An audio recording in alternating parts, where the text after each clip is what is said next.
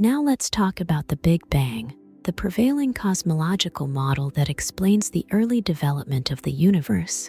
According to this theory, the universe began as a singularity, which then expanded incredibly rapidly in a hot explosion, and continues to expand to this day. This singularity, appearing from nowhere and containing all of the mass and spacetime of the universe, is not a location in space but rather a point in time.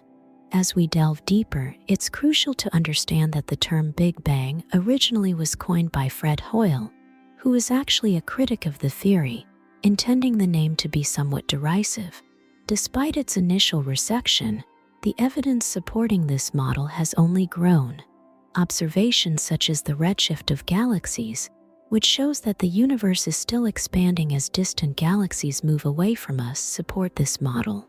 This redshift is uniformly observed in all directions, suggesting that it was indeed the entire universe that was expanding, rather than objects simply moving through space. Another cornerstone of evidence for the Big Bang theory comes from the cosmic microwave background radiation. This radiation is a relic from an early stage of the universe, originally discovered accidentally by Arno Penzias and Robert Wilson in 1965. The CMB is a nearly uniform background of radio waves that permeates the entire cosmos. It is understood as the cooled remnant of the initial heat of the Big Bang, redshifted to microwave frequencies by the expansion of the universe. Detailed measurements of the CMB by satellites such as COBE, WMAP, and Planck have provided a wealth of information about the early conditions of the universe. The Big Bang theory also describes how the early universe was incredibly hot and dense. As it expanded, the temperature fell, leading to the formation of subatomic particles, and later simple atoms. Giant clouds of these primordial elements later coalesce through gravity to form stars and galaxies. The timeline of the universe according to the Big Bang includes epochs such as the Planck epoch, during which all forces are theorized to have been unified. Following this, the forces separated in various symmetry-breaking events. First gravity separated, then the strong force, followed by the weak and electromagnetic forces. One of the intriguing aspects of the Big Bang theory involves the concept of inflation, proposed by Alan Guth and others in the early 1980s. Inflation postulates that the universe underwent an exponential expansion in the first tiny fraction of a second. This rapid expansion smoothed out any irregularities and homogenized the visible universe, providing a solution to the horizon and flatness problems in cosmology. Despite its wide acceptance, the Big Bang theory does not explain everything. For example, it cannot tell us what preceded the singularity or how exactly the singularity came to exist. This has led to speculative theories about the pre-Big Bang conditions, involving ideas such as the multiverse, cyclic models, or string theory landscapes. Moreover, the Big Bang theory has been refined and expanded through the integration of theories like general relativity.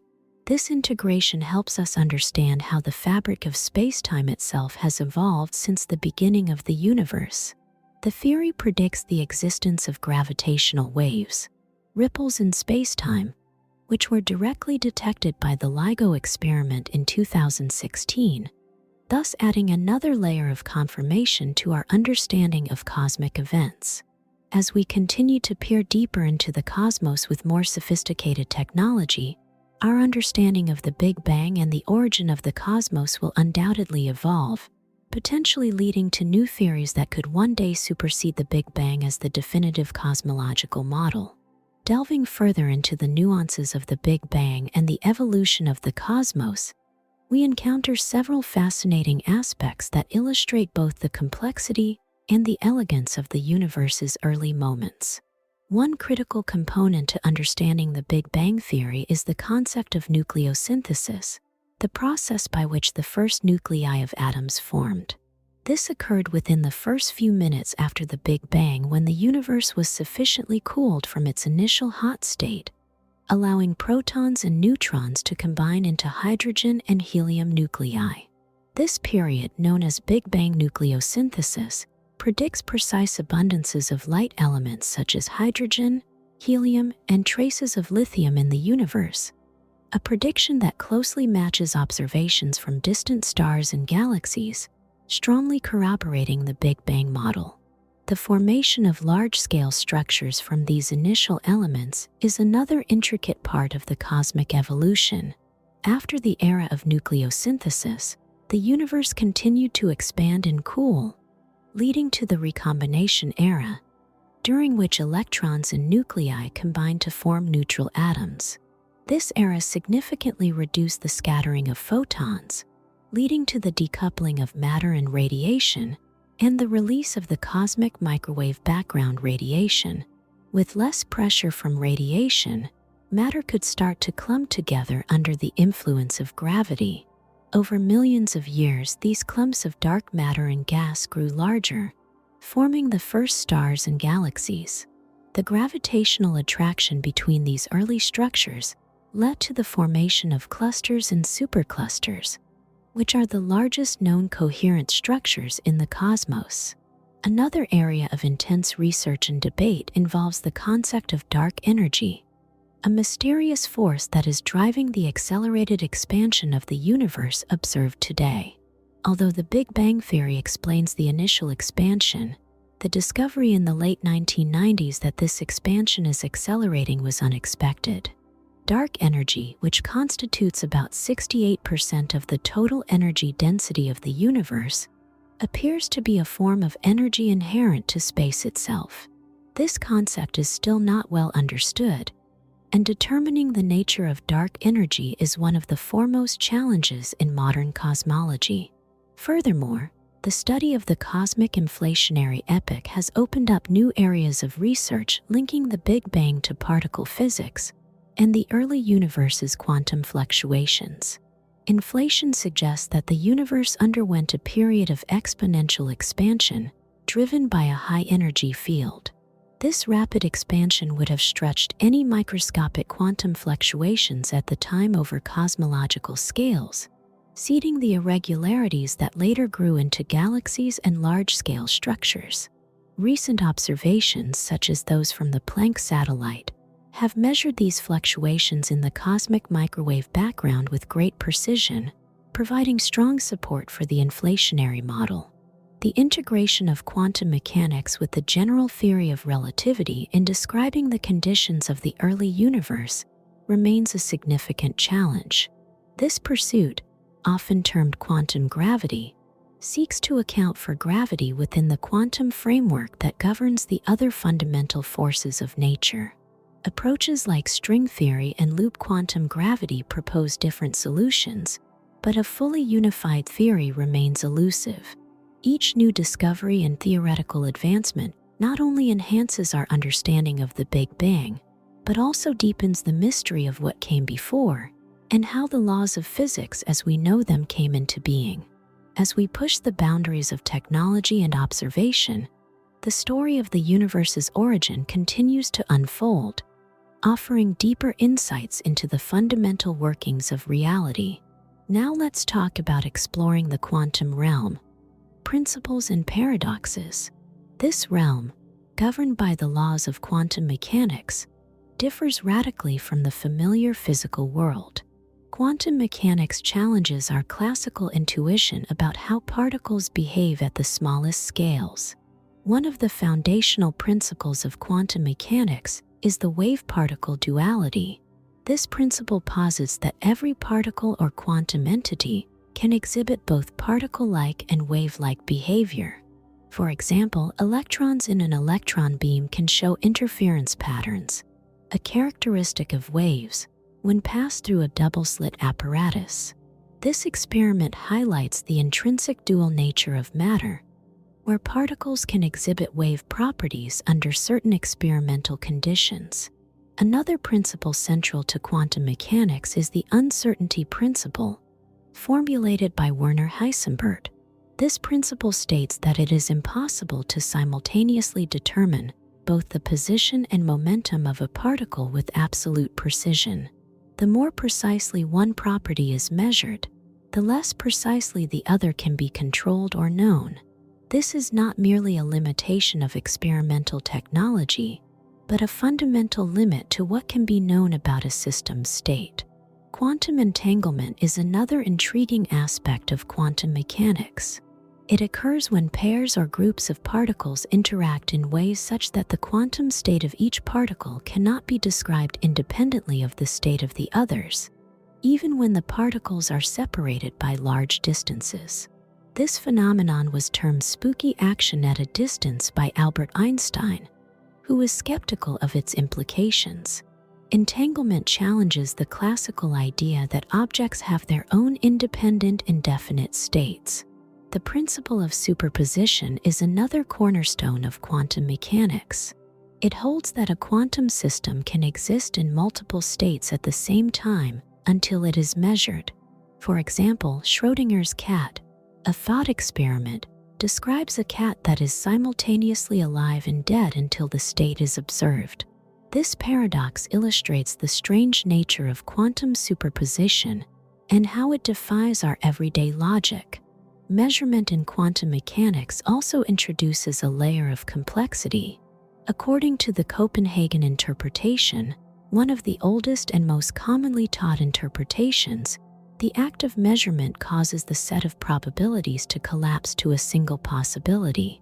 This means that until a quantum system is measured, it does not exist in a single state but rather exists in all possible states simultaneously. Quantum tunneling presents another fascinating phenomenon where particles move through a barrier that they classically shouldn't be able to pass. This effect is crucial in many technological applications such as the scanning tunneling microscope, which can image surfaces at the atomic level by exploiting the tunneling of electrons from a sharp tip to the surface being imaged. While these principles lay the groundwork for understanding the quantum realm, they also lead to many paradoxes and unresolved questions in the interpretation of quantum mechanics. For instance, the many worlds interpretation suggests every possible outcome of quantum measurements is physically realized in some branch or world, a stark contrast to the single outcome reality of the Copenhagen interpretation. Furthermore, the quest for a grand unified theory that reconciles quantum mechanics with general relativity, governing large-scale phenomena like gravity, remains one of the biggest challenges in physics. Theories like string theory and loop quantum gravity aim to bridge this gap, but no consensus has been reached yet. Quantum decoherence, which describes how quantum systems lose their quantum behavior and transition into classical states due to interaction with their environment, further complicates the picture. Decoherence provides a possible explanation for the transition from quantum to classical realms without requiring a measurement per se. Exploring the quantum realm continues to push the boundaries of our understanding of the universe. Each principle and paradox not only deepens our knowledge, but also exposes how much remains to be discovered in the foundational layers of physical reality. Continuing our exploration of the quantum realm, we delve deeper into the implications and applications of quantum mechanics, which stretch far beyond the theoretical and into the practical and technological realms. Quantum mechanics is not just a subject of philosophical debate, but is also the backbone of modern technology and potentially future innovations like quantum computing and quantum cryptography. Quantum computing represents one of the most promising applications of quantum mechanics. Traditional computers use bits as the smallest unit of data, which can be either 0 or 1. In contrast, quantum computers use quantum bits or qubits, which can exist in a state of 0, 1, or any quantum superposition of these states. This allows quantum computers to process a vast number of possibilities simultaneously, making them potentially much more powerful than classical computers for certain tasks, such as factoring large numbers, optimizing complex systems, and simulating molecular structures in chemistry and materials science. Quantum cryptography is another area where quantum mechanics is poised to revolutionize our approach to security. Quantum key distribution (QKD) exploits the properties of quantum mechanics to enable two parties to produce a shared random secret key known only to them, which can then be used to encrypt and decrypt messages. The security of QKD lies in the principle that any attempt to eavesdrop on the key will inevitably introduce detectable anomalies in the system due to the principles of quantum mechanics, thus alerting the parties to the presence of an eavesdropper. Quantum entanglement has implications beyond the theoretical and is at the heart of many proposed quantum technologies. For instance, entangled particles can be used in quantum teleportation, where the quantum state of a particle is transferred from one location to another without moving through the intervening space. This phenomenon doesn't transmit classical information but rather quantum information, and it has been demonstrated over increasingly long distances on Earth, and even from Earth to a satellite in orbit. Quantum sensing and metrology use quantum phenomena to measure physical quantities with unprecedented precision. Quantum sensors exploit quantum entanglement or quantum superposition to measure physical phenomena such as gravitational forces, magnetic fields, or time itself with extremely high accuracy. These sensors could lead to advances in various fields, including navigation, geological exploration, and medical imaging. Theoretical implications of quantum mechanics continue to challenge our understanding of the world. For instance, the quantum measurement problem, a central puzzle in the interpretation of quantum mechanics, questions how and why quantum systems decide the particular states they assume when measured. This problem remains unresolved despite various interpretations and theories proposed to explain it. Quantum field theory (QFT) is a powerful framework that combines classical field theory, special relativity, and quantum mechanics. QFT is used to construct quantum mechanical models of subatomic particles and their interactions. It forms the basis of the Standard Model of particle physics, which describes the fundamental forces, except gravity, and classifies all known elementary particles.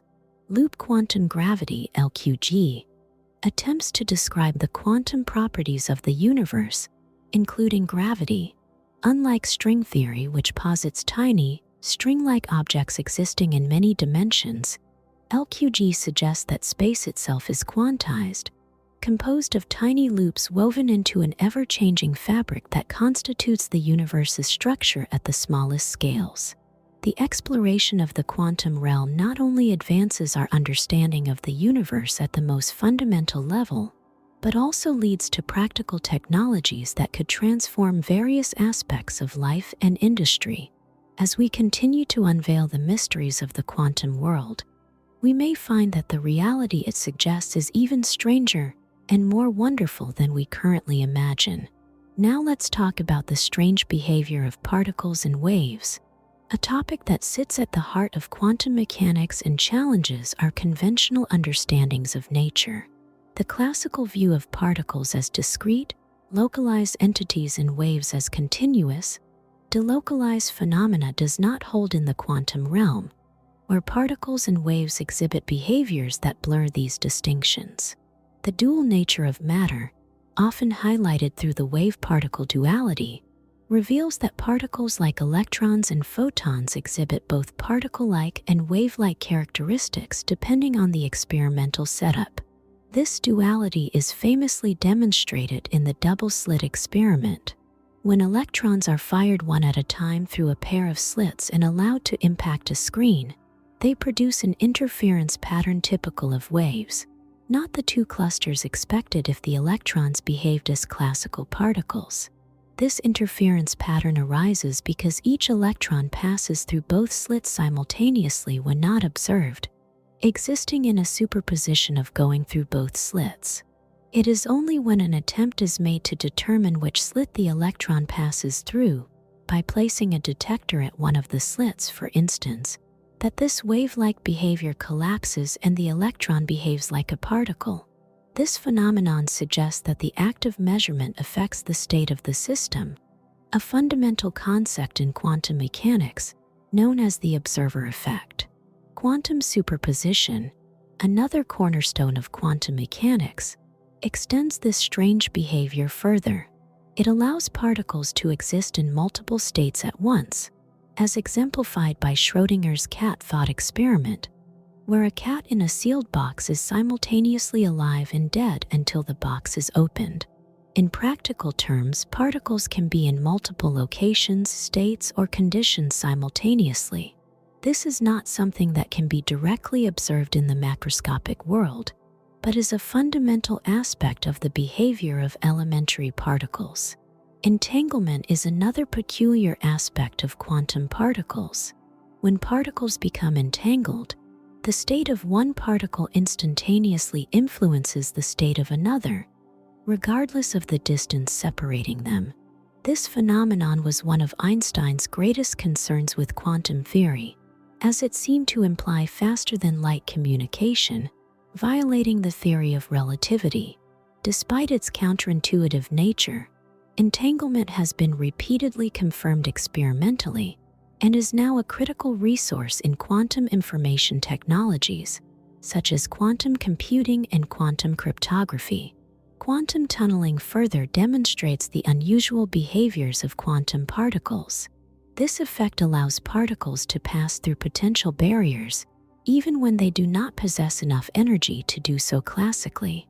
This behavior can be visualized as a particle tunneling through a wall, rather than having to climb over it. Quantum tunneling is a critical phenomenon in many physical processes, from nuclear fusion in stars to the operation of quantum dots, and the scanning tunneling microscope, which can image individual atoms.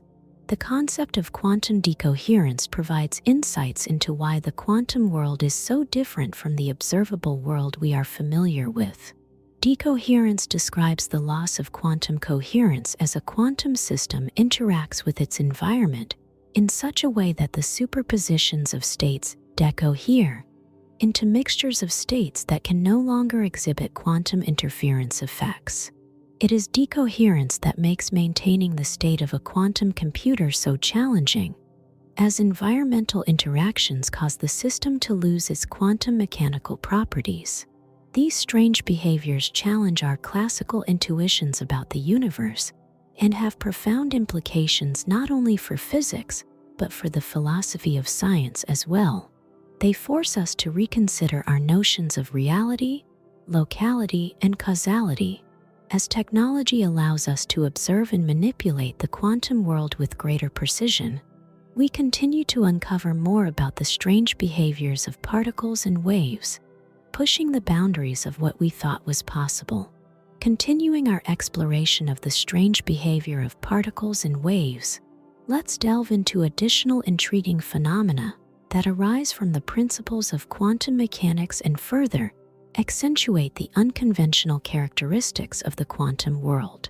Quantum non-locality is another profound aspect tied to the peculiarities of quantum particles, particularly under the phenomenon of entanglement. Quantum non-locality suggests that particles in an entangled state can affect each other's state instantaneously over any distance. This behavior defies classical physics, which is rooted in the principle that effects have causes that are mediated by signals not exceeding the speed of light.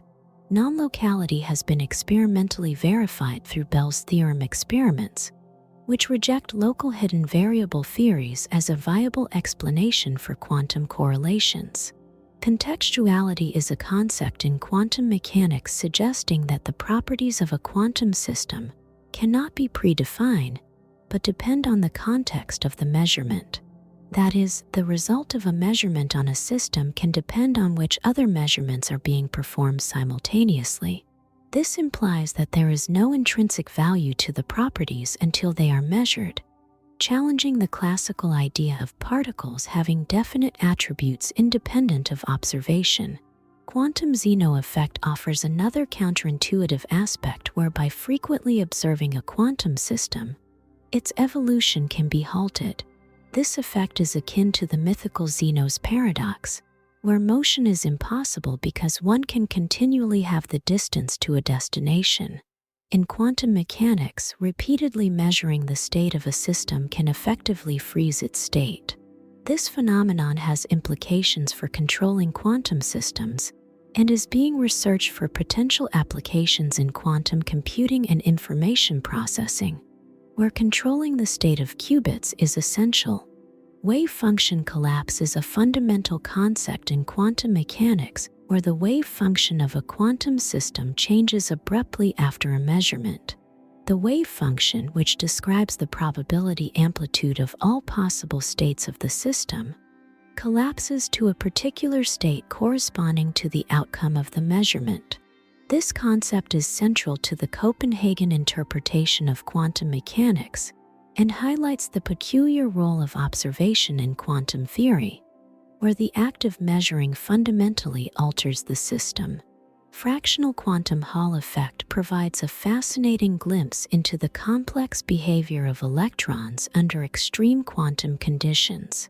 When electrons are confined to two dimensions, cooled to near absolute zero, and subjected to a strong magnetic field, they exhibit a collective behavior that results in quantized Hall conductance. This phenomenon is a type of quantum fluid, where the electrons create new quasi-particles with charges that are fractions of the electron charge. The study of the fractional quantum Hall effect not only deepens our understanding of quantum states of matter, but also has implications for the development of new quantum computing technologies based on topological states. These quantum phenomena highlight the vast departure from classical expectations and continue to puzzle and fascinate scientists. Each discovery not only enriches our understanding of the quantum world, but also challenges the limits of how we can harness and manipulate the fundamental building blocks of nature. As we probe deeper into these quantum mysteries, we pave the way for new technologies and theoretical frameworks that could transform our understanding of the universe. Now let's talk about quantum entanglement and its mind-bending implications, which stand as one of the most fascinating and perplexing phenomena in quantum physics. Quantum entanglement occurs when pairs or groups of particles interact in ways such that the quantum state of each particle cannot be described independently of the state of the others, regardless of the distance between them. This interconnection leads to correlations between observable physical properties of the systems. One of the fundamental experiments illustrating quantum entanglement involves the creation and measurement of entangled photons. When a laser beam strikes certain types of crystals, pairs of entangled photons can be generated. These photons are created in such a way that measuring a particular property, such as polarization, of one photon instantaneously sets the corresponding property of its partner, regardless of the distance separating them. This phenomenon displays the non-local nature of quantum mechanics, which Einstein famously critiqued as spooky action at a distance. The implications of quantum entanglement go far beyond the theoretical. In the realm of quantum computing, entanglement is used as a resource for potential speed-up over classical systems. Quantum computers based on quantum bits or qubits leverage entanglement to perform operations on multiple states simultaneously, enabling them to solve certain problems much more quickly than classical computers.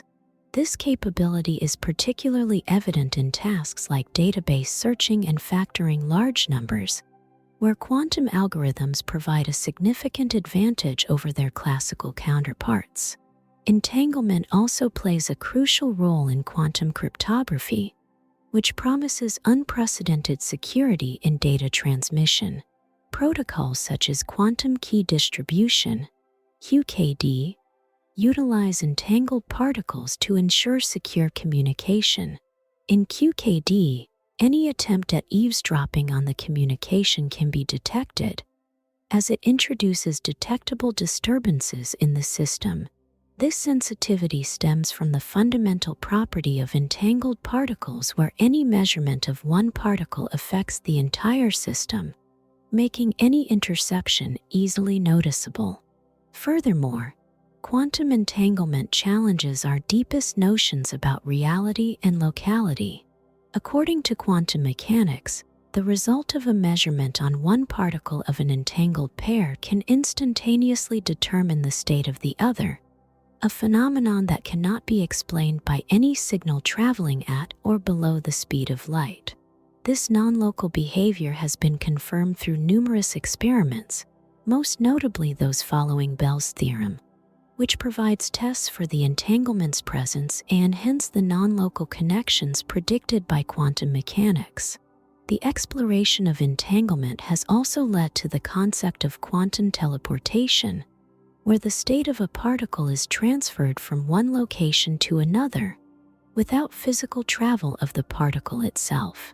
This is done by utilizing a pair of entangled particles, one of which is sent to the destination, by performing a specific type of measurement on the sender's particle and the original particle whose state is to be teleported. The original particle's state can be recreated in the distant twin, thanks to the entanglement.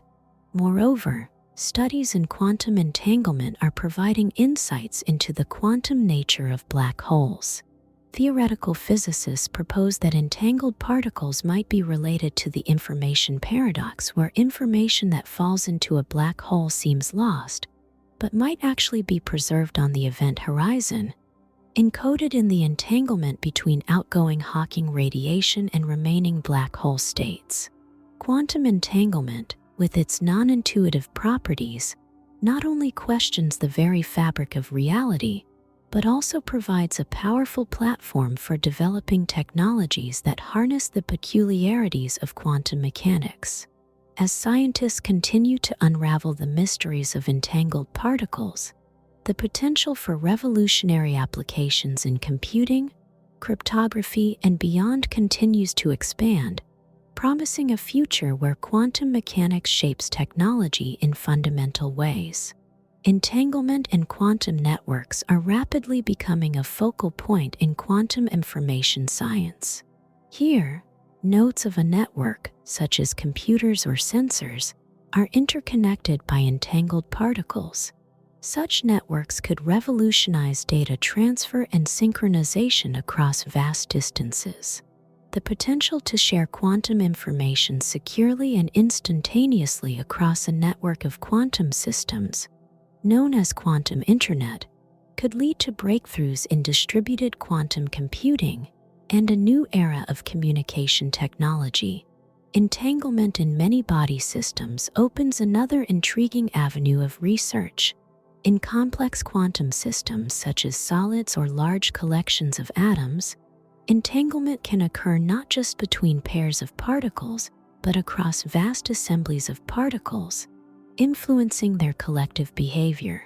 This phenomenon is crucial for understanding and designing new materials with exotic properties, such as topological insulators and superconductors, where entangled states play a key role.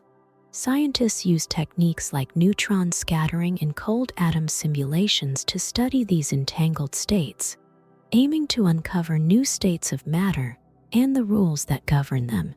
Thermodynamic implications of quantum entanglement are also a growing field of study.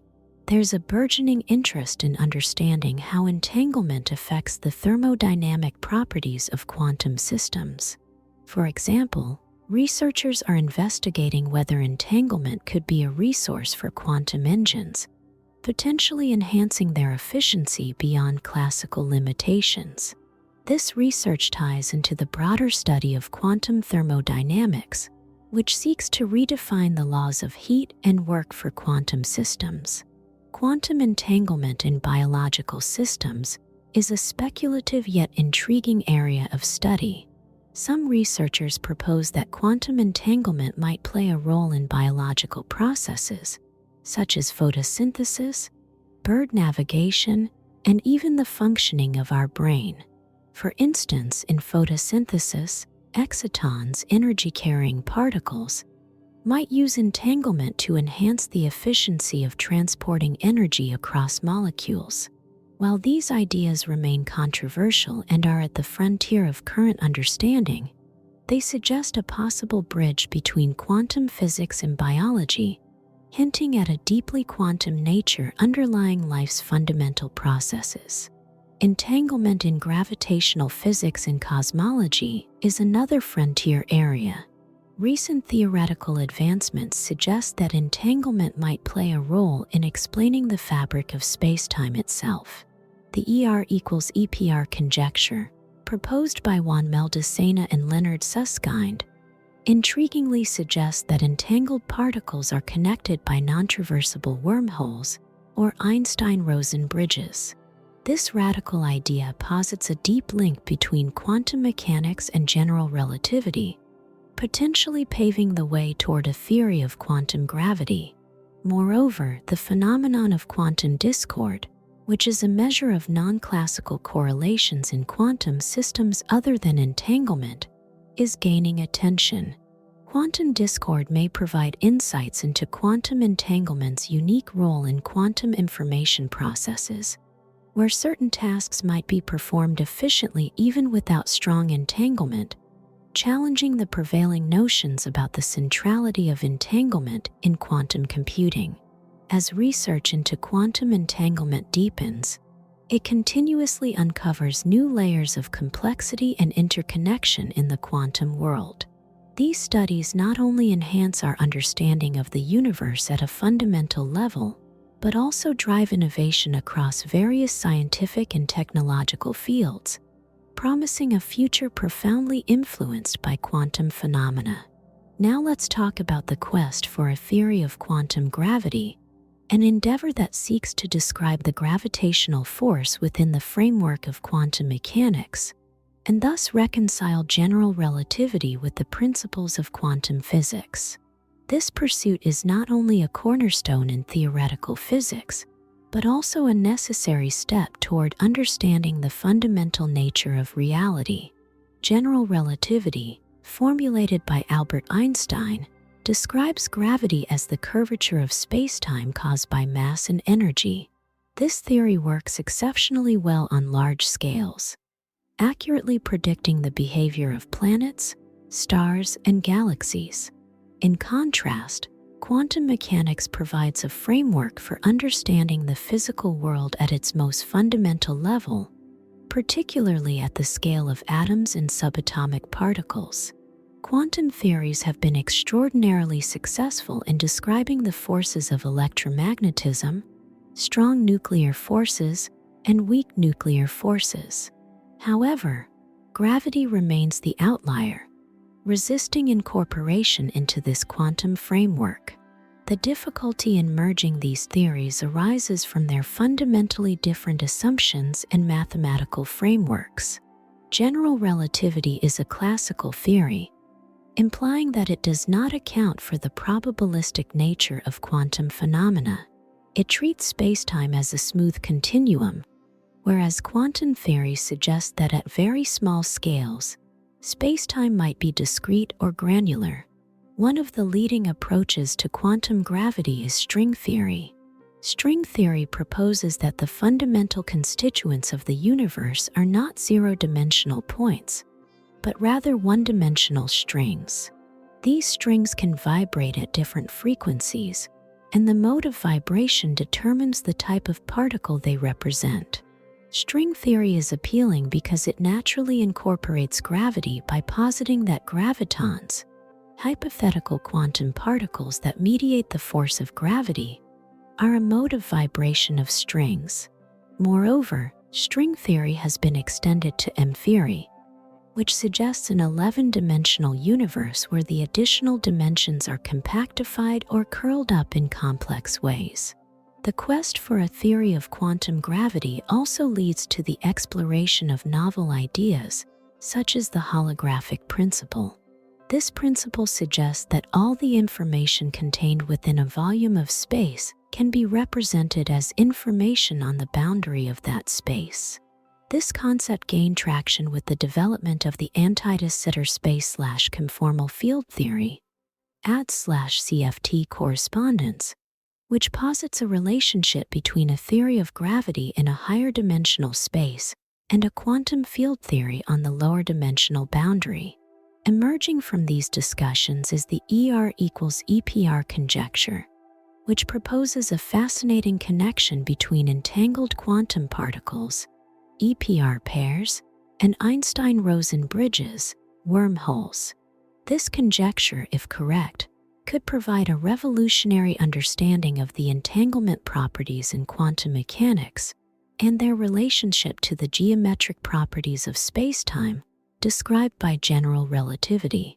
Additionally, approaches like causal dynamical triangulation and asymptotic safety are exploring other aspects of quantum gravity. Causal dynamical triangulation attempts to construct a quantum theory of gravity via a sum-over-histories approach, using a piecewise linear approximation to spacetime. Asymptotic safety, on the other hand, seeks a scale-invariant formulation of gravity at high energies, which would ensure that gravity remains well-defined as scales become smaller. Each of these approaches offers unique insights and poses different mathematical and conceptual challenges. As researchers delve deeper into the implications and predictions of these theories, they continue to test their viability through indirect experimental evidence, such as observations of black holes, cosmic microwave background radiation, and high-energy particle collisions. The quest for a theory of quantum gravity not only advances our understanding of the universe at both the cosmic and the quantum scales, but also pushes the boundaries of physics, promising to unlock new technologies and fundamentally alter our grasp of the universe's workings. Continuing our exploration of the quest for a theory of quantum gravity, it's crucial to dig deeper into how emerging technologies and experimental setups are being developed to test the predictions of these theoretical frameworks. This effort spans from astrophysical observations to high-precision tabletop experiments. Astrophysical observations. One of the promising areas for testing theories of quantum gravity lies in astrophysical observations, particularly around phenomena like black holes and neutron stars. For instance, the detection of gravitational waves by LIGO and Virgo observatories offers a new avenue to probe the nature of spacetime at extremely high energies and densities. These observations can potentially reveal deviations from general relativity predictions, which might hint at quantum effects at play in the strong gravitational fields of black holes. Additionally, the Event Horizon Telescope, EHT, which famously captured the image of a black hole's shadow, provides another platform for testing gravitational theories in the strong field regime. The shape of the shadow and the ring of light around the black hole are influenced by the nature of spacetime curvature near the event horizon. Any deviations from the predictions of general relativity could provide clues about the quantum aspects of gravity. Tabletop experiments. On a much smaller scale, physicists are also using tabletop experiments to test the principles underlying quantum gravity. One approach is to look for evidence of spacetime quantization through the measurement of gravitationally induced quantum interference. Experiments involving optomechanical systems, where light is used to manipulate mechanical systems at quantum scales, are testing the bounds of quantum mechanics and general relativity in a controlled environment. These experiments might one day detect the discrete structure of spacetime or the quantum behavior of gravitational fields, as predicted by some quantum gravity theories. Quantum information and gravity.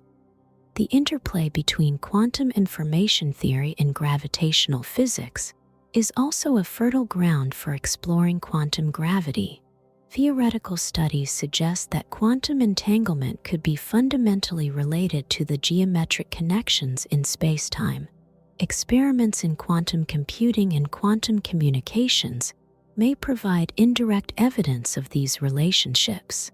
For example, understanding how information is stored in and retrieved from a black hole, as posited in the black hole information paradox, could illuminate the quantum properties of gravity, cosmology, and the early universe, The very early universe, a split second after the Big Bang, is another testing ground for theories of quantum gravity. The extreme densities and energies of the early universe likely involved both quantum mechanics and gravitational effects. Predictions from quantum gravity theories might explain the initial conditions of the universe, such as the distribution of mass and energy, which influence the structure formation in the cosmos. Cosmic microwave background radiation, particularly its polarization and minute fluctuations, can be analyzed to test these predictions. Numerical simulations and theoretical frameworks.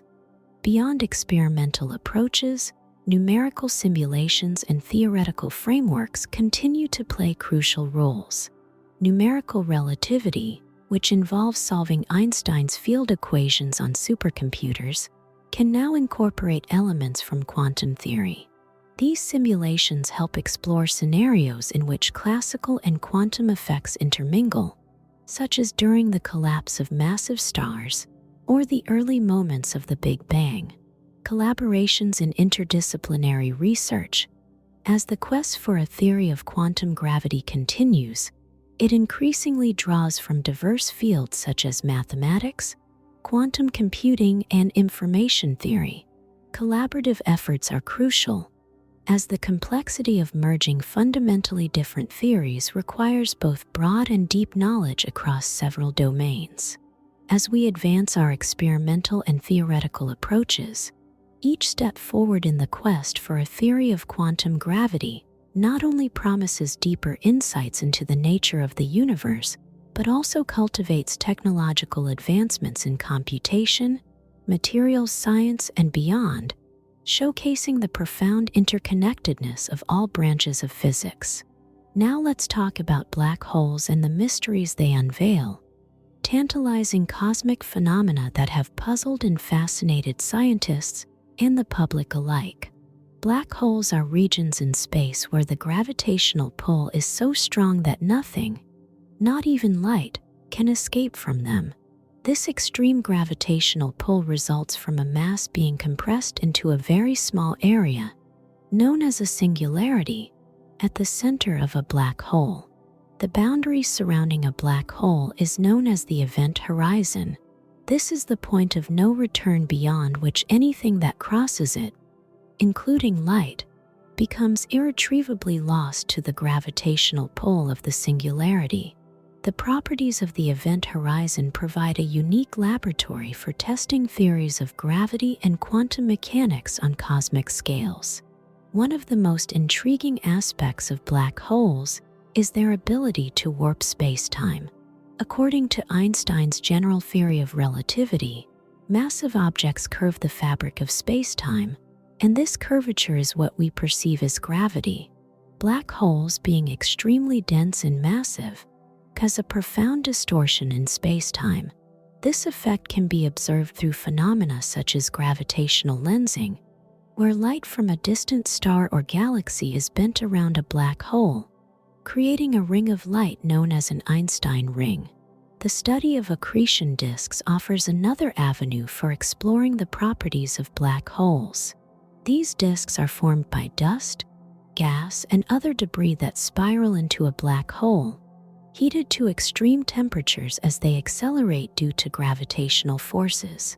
The radiation emitted by the material in the accretion disk can tell scientists a lot about the black hole's mass, spin, and the nature of the material itself. Black holes are also suspected to play a critical role in the formation and evolution of galaxies. Many, if not all, large galaxies are believed to harbor supermassive black holes at their centers.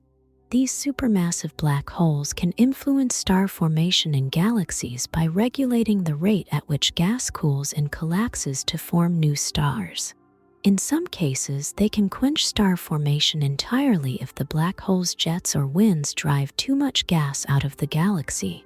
Furthermore, the interaction between black holes and dark matter presents another layer of mystery. Dark matter, which makes up about 27% of the universe, does not emit, absorb, or reflect light, and interacts with ordinary matter primarily through gravity. The dynamics of black holes in regions dense with dark matter could provide clues about the nature of dark matter itself.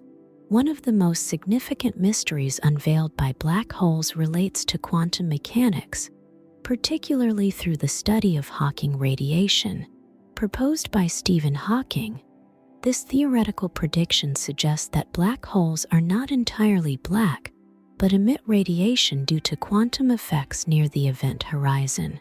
This radiation implies that black holes can eventually evaporate over astronomical timescales, posing deep questions about where the information about the matter that fell into the black hole goes.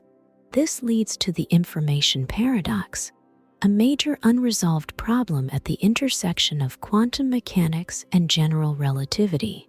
In recent years, the direct observation of gravitational waves has opened a new window into studying black holes.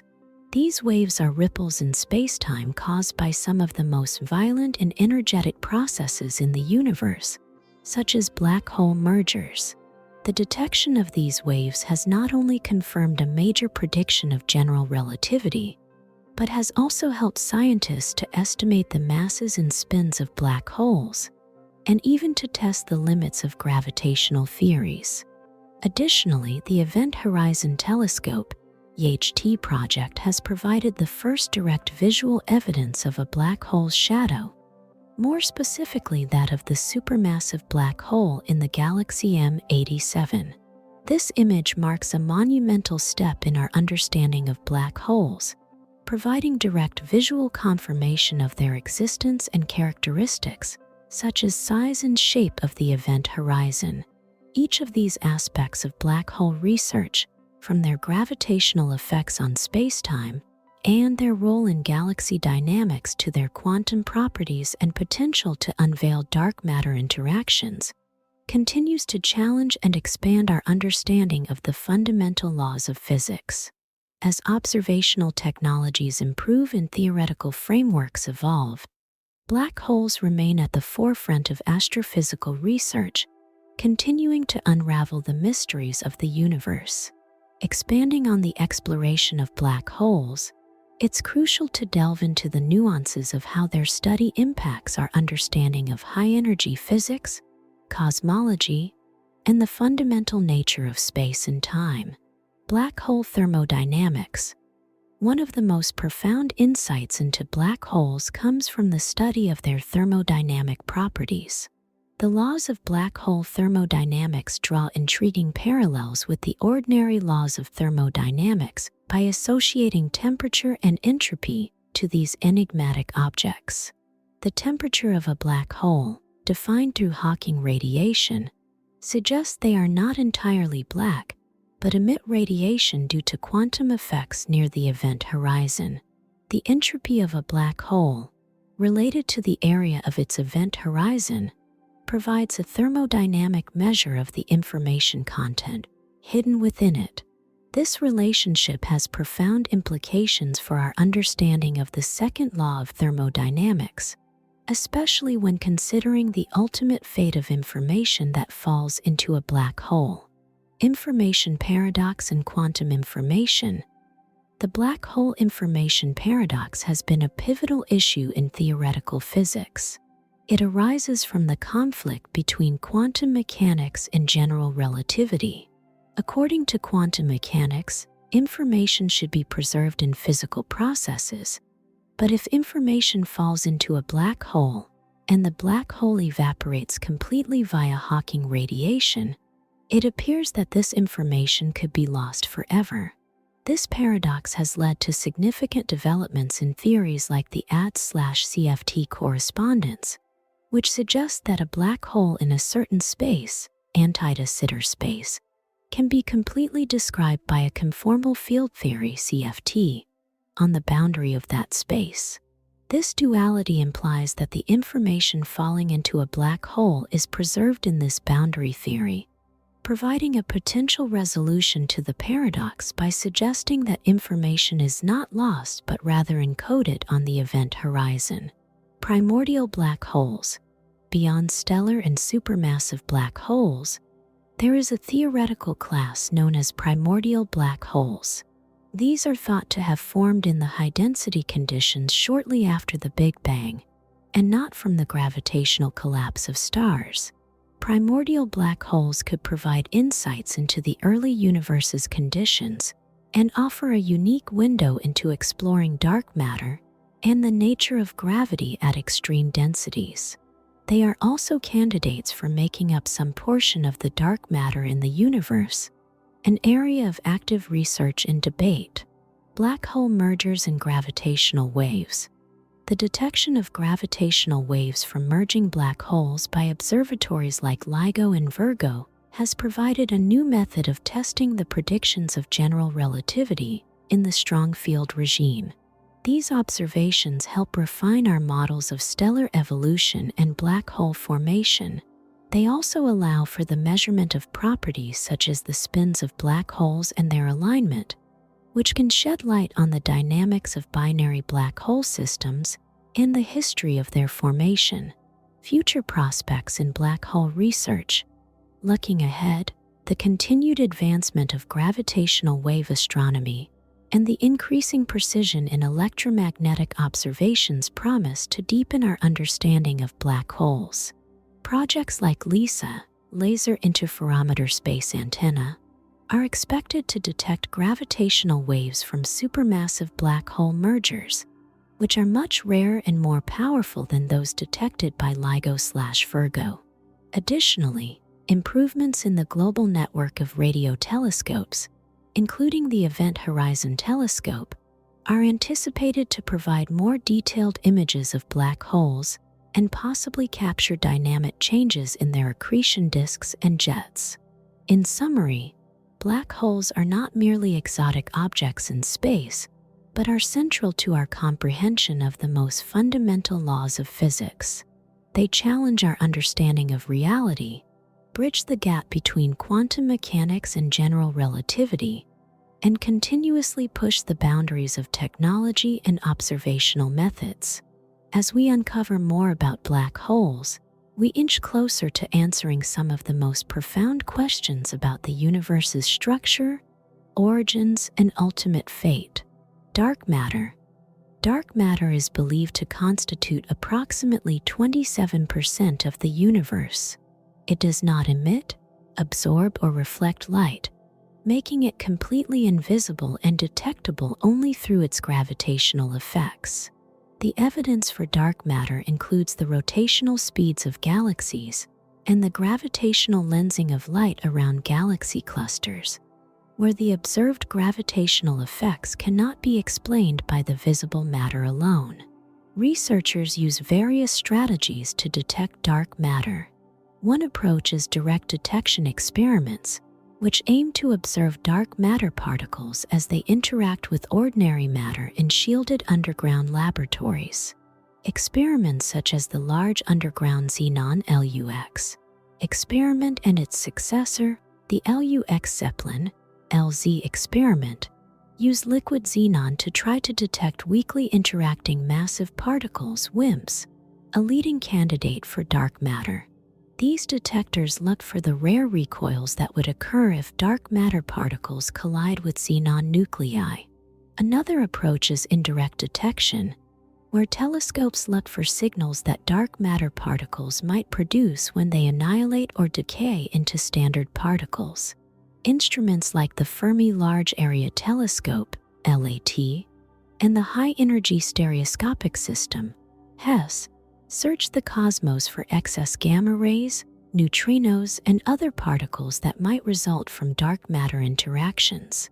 Collider experiments represent another front in the search for dark matter. High-energy particle colliders like the Large Hadron Collider (LHC) at CERN could create dark matter particles in high-energy collisions. These experiments typically look for missing energy and momentum that might indicate the production of non-interacting particles, which could be dark matter.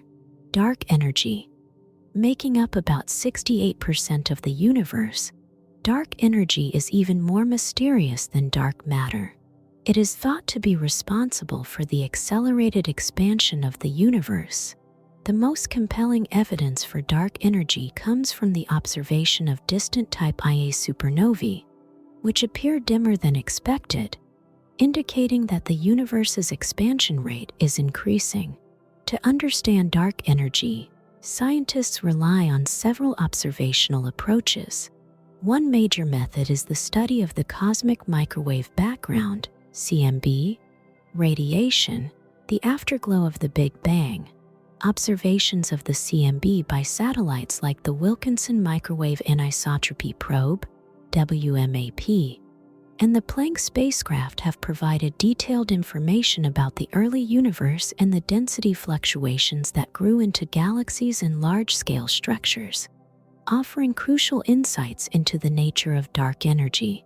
Another important tool in studying dark energy is baryon acoustic oscillations, BAOs, which are large-scale ripples in the distribution of galaxies in the universe. These ripples are remnants of sound waves that traveled through the early universe.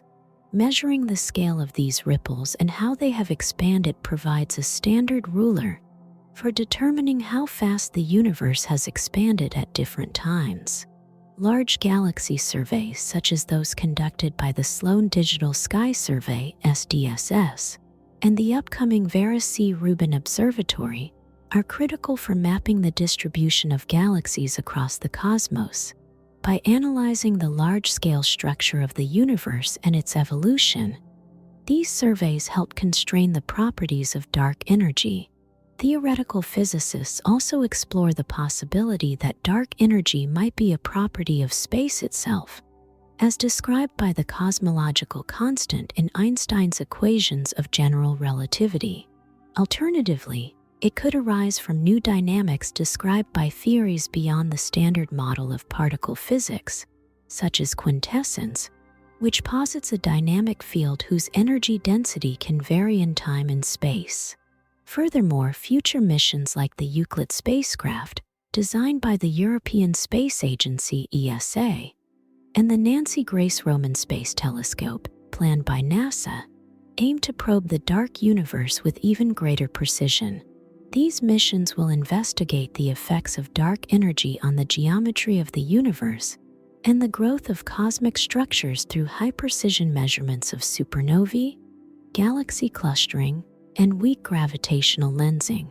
In conclusion, the search for dark matter and dark energy involves a multifaceted approach combining observations from astrophysics, cosmology, and particle physics. Through increasingly sophisticated detectors, telescopes, and theoretical models, researchers strive to uncover the nature of these dark constituents, which play a critical role in shaping our understanding of the universe's composition, structure, and fate. As technology and methodologies advance, each experiment and observation brings us closer to solving these cosmic mysteries. Neutrino oscillations in dark matter, neutrinos, often termed ghost particles, are elusive by nature and barely interact with ordinary matter. Interestingly, the phenomenon of neutrino oscillations, transformation of one type of neutrino into another, provides a compelling avenue for exploring physics beyond the standard model, which might indirectly influence our understanding of dark matter. Some theoretical models propose that heavy sterile neutrinos, a type not interacting even as weakly as the known types, could be a component of dark matter. Experiments like the IceCube Neutrino Observatory in Antarctica are not only looking for neutrinos from cosmic phenomena, but also for signs of these hypothetical particles, axions, and other dark matter candidates, while WIMPs, weakly interacting massive particles, have been a primary focus in dark matter searches. Interest has grown in alternative candidates like axions. Axions are hypothesized as ultralight particles that could solve the strong CP problem in quantum chromodynamics and simultaneously act as dark matter. Experiments like the Axion Dark Matter Experiment, ADMX, utilize high-precision magnetic sensors to detect the hypothetical conversion of axions into microwave photons. This method, employing strong magnetic fields and sensitive detectors, opens a new frontier in the search for dark matter, dark energy, and modified gravity theories. The mystery of dark energy might not just be a matter of identifying a new entity, but could also challenge our understanding of gravity itself. Modified theories of gravity, such as scalar tensor theories, offer alternative explanations for the accelerated expansion of the universe. These theories propose modifications to Einstein's general relativity, which could account for accelerated cosmic expansion without invoking dark energy. Observational tests of these theories often look for deviations from the predictions of general relativity in the large-scale structure of the universe and the propagation of gravitational waves. Gravitational lensing in cosmic surveys. Gravitational lensing, the bending of light by massive objects, serves as a powerful tool in mapping the presence of dark matter and studying the properties of dark energy. The distortion of background galaxies by foreground dark matter structures, weak lensing, helps astronomers map the distribution of dark matter and infer the scale of dark energy effects. Upcoming surveys like the Legacy Survey of Space and Time (LSST) by the Vera C. Rubin Observatory will provide unprecedented data through observing billions of galaxies, enhancing our lensing analysis capabilities and sensitivity to the cosmic dark sector. Simulations in computational astrophysics. Advancements in computational astrophysics have significantly contributed to our understanding of dark matter and dark energy. High-resolution simulations of the universe, incorporating dark matter and dark energy, help predict the formation and distribution of galaxies and cosmic structures. Projects like the Illustris TNG simulate large volumes of the universe with varying cosmological parameters, allowing scientists to test the implications of different dark matter models and dark energy scenarios against observed data. Quantum technologies in dark sector. Emerging quantum technologies offer promising new methods to detect dark matter and energy. Quantum sensors, leveraging the principles of quantum mechanics, could potentially detect the minute effects of dark matter particles or gravitational anomalies induced by dark energy. Furthermore, as quantum computing matures, it could handle the vast amounts of data from astronomical surveys more efficiently and perform complex simulations that are infeasible with classical computers. International collaborations and observatories. The search for dark matter and dark energy is a global effort, involving massive collaborations like those operating the European Southern Observatory, ESO, CERN, and other international entities. These collaborations are crucial not only for sharing the massive financial burden of astronomical observatories and particle detectors, but also for pooling the intellectual resources of scientists worldwide.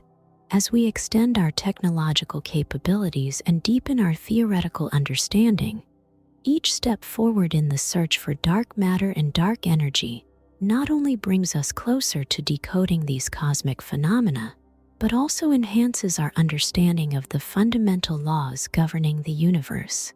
This journey, marked by both challenges and innovations, continues to be one of the most exciting frontiers in physics and cosmology.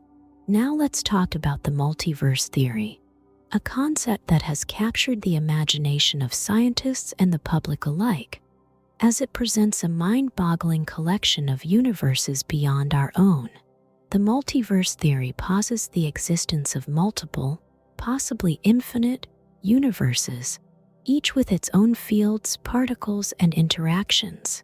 These universes may be vastly different from our own, with diverse physical laws, constants, and properties, or they may be nearly identical, with subtle differences that set them apart.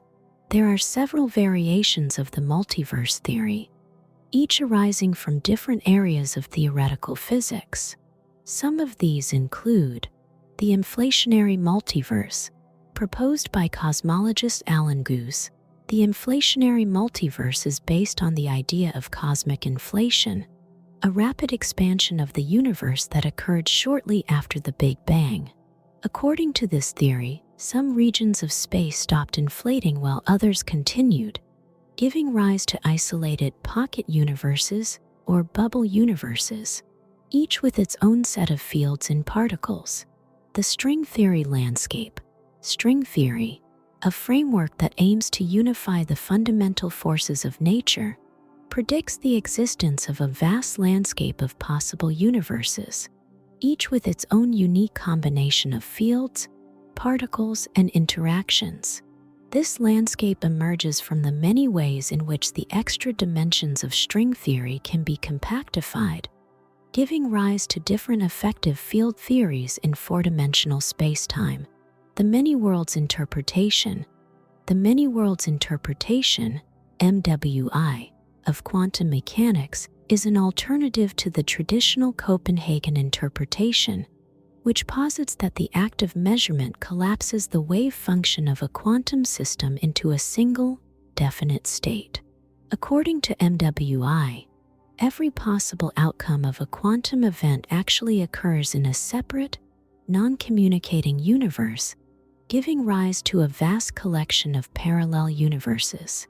The cyclic multiverse. The cyclic multiverse is a model that suggests our universe undergoes an infinite series of expansions and contractions, with new universes being created during each cycle.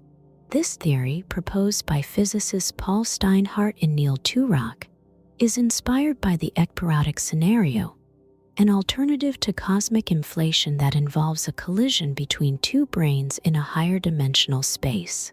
The holographic multiverse, based on the holographic principle, which states that the information content of a volume of space can be encoded on its boundary. The holographic multiverse suggests that our universe may be a hologram projected from a higher dimensional space. This theory raises the possibility that other universes may also be holographic projections, each with its own set of fields and interactions. The multiverse theory has profound implications for our understanding of the universe, the nature of reality, and our place within the cosmos. Some of the mind-boggling consequences of the multiverse theory include the anthropic principle. The anthropic principle is a philosophical consideration that observations of the universe must be compatible with the conscious and sapient life that observes it. In the context of the multiverse, the anthropic principle suggests that the fundamental constants and properties of our universe appear fine-tuned for the emergence of life because, out of the vast collection of universes, ours happens to be one that can support life. The measurement problem. The multiverse theory, particularly the many worlds interpretation, offers a potential solution to the measurement problem in quantum mechanics. By positing that every possible outcome of a quantum event occurs in a separate universe, the need for a wave function collapse is eliminated, and the probabilistic nature of quantum mechanics is preserved. The Fermi paradox. The Fermi paradox is the apparent contradiction between the high probability of extraterrestrial life and the lack of contact with such civilizations.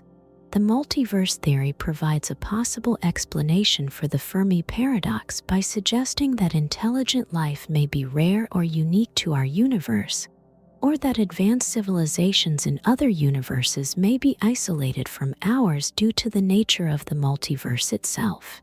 The cosmological constant problem.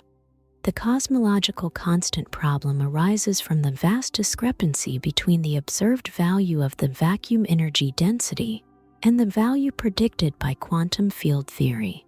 The multiverse theory offers a potential solution to this problem by suggesting that the vacuum energy density varies across different universes, and our universe happens to have a value that allows for the formation of galaxies and stars.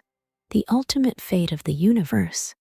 The multiverse theory raises questions about the ultimate fate of our universe and the other universes that comprise the multiverse. Depending on the specific multiverse model, The fate of each universe may be determined by its unique set of fields, particles, and interactions, leading to a diverse array of possible outcomes. The multiverse theory, with its mind-boggling consequences, challenges our understanding of the cosmos and our place within it. While the existence of multiple universes remains a topic of debate and speculation, the exploration of the multiverse theory and its implications continues to push the boundaries of human knowledge and inspire new questions about the nature of reality. Further exploration of the multiverse theory reveals more intriguing consequences and challenges, as well as potential ways to test its validity. Inflationary eternal chaotic multiverse.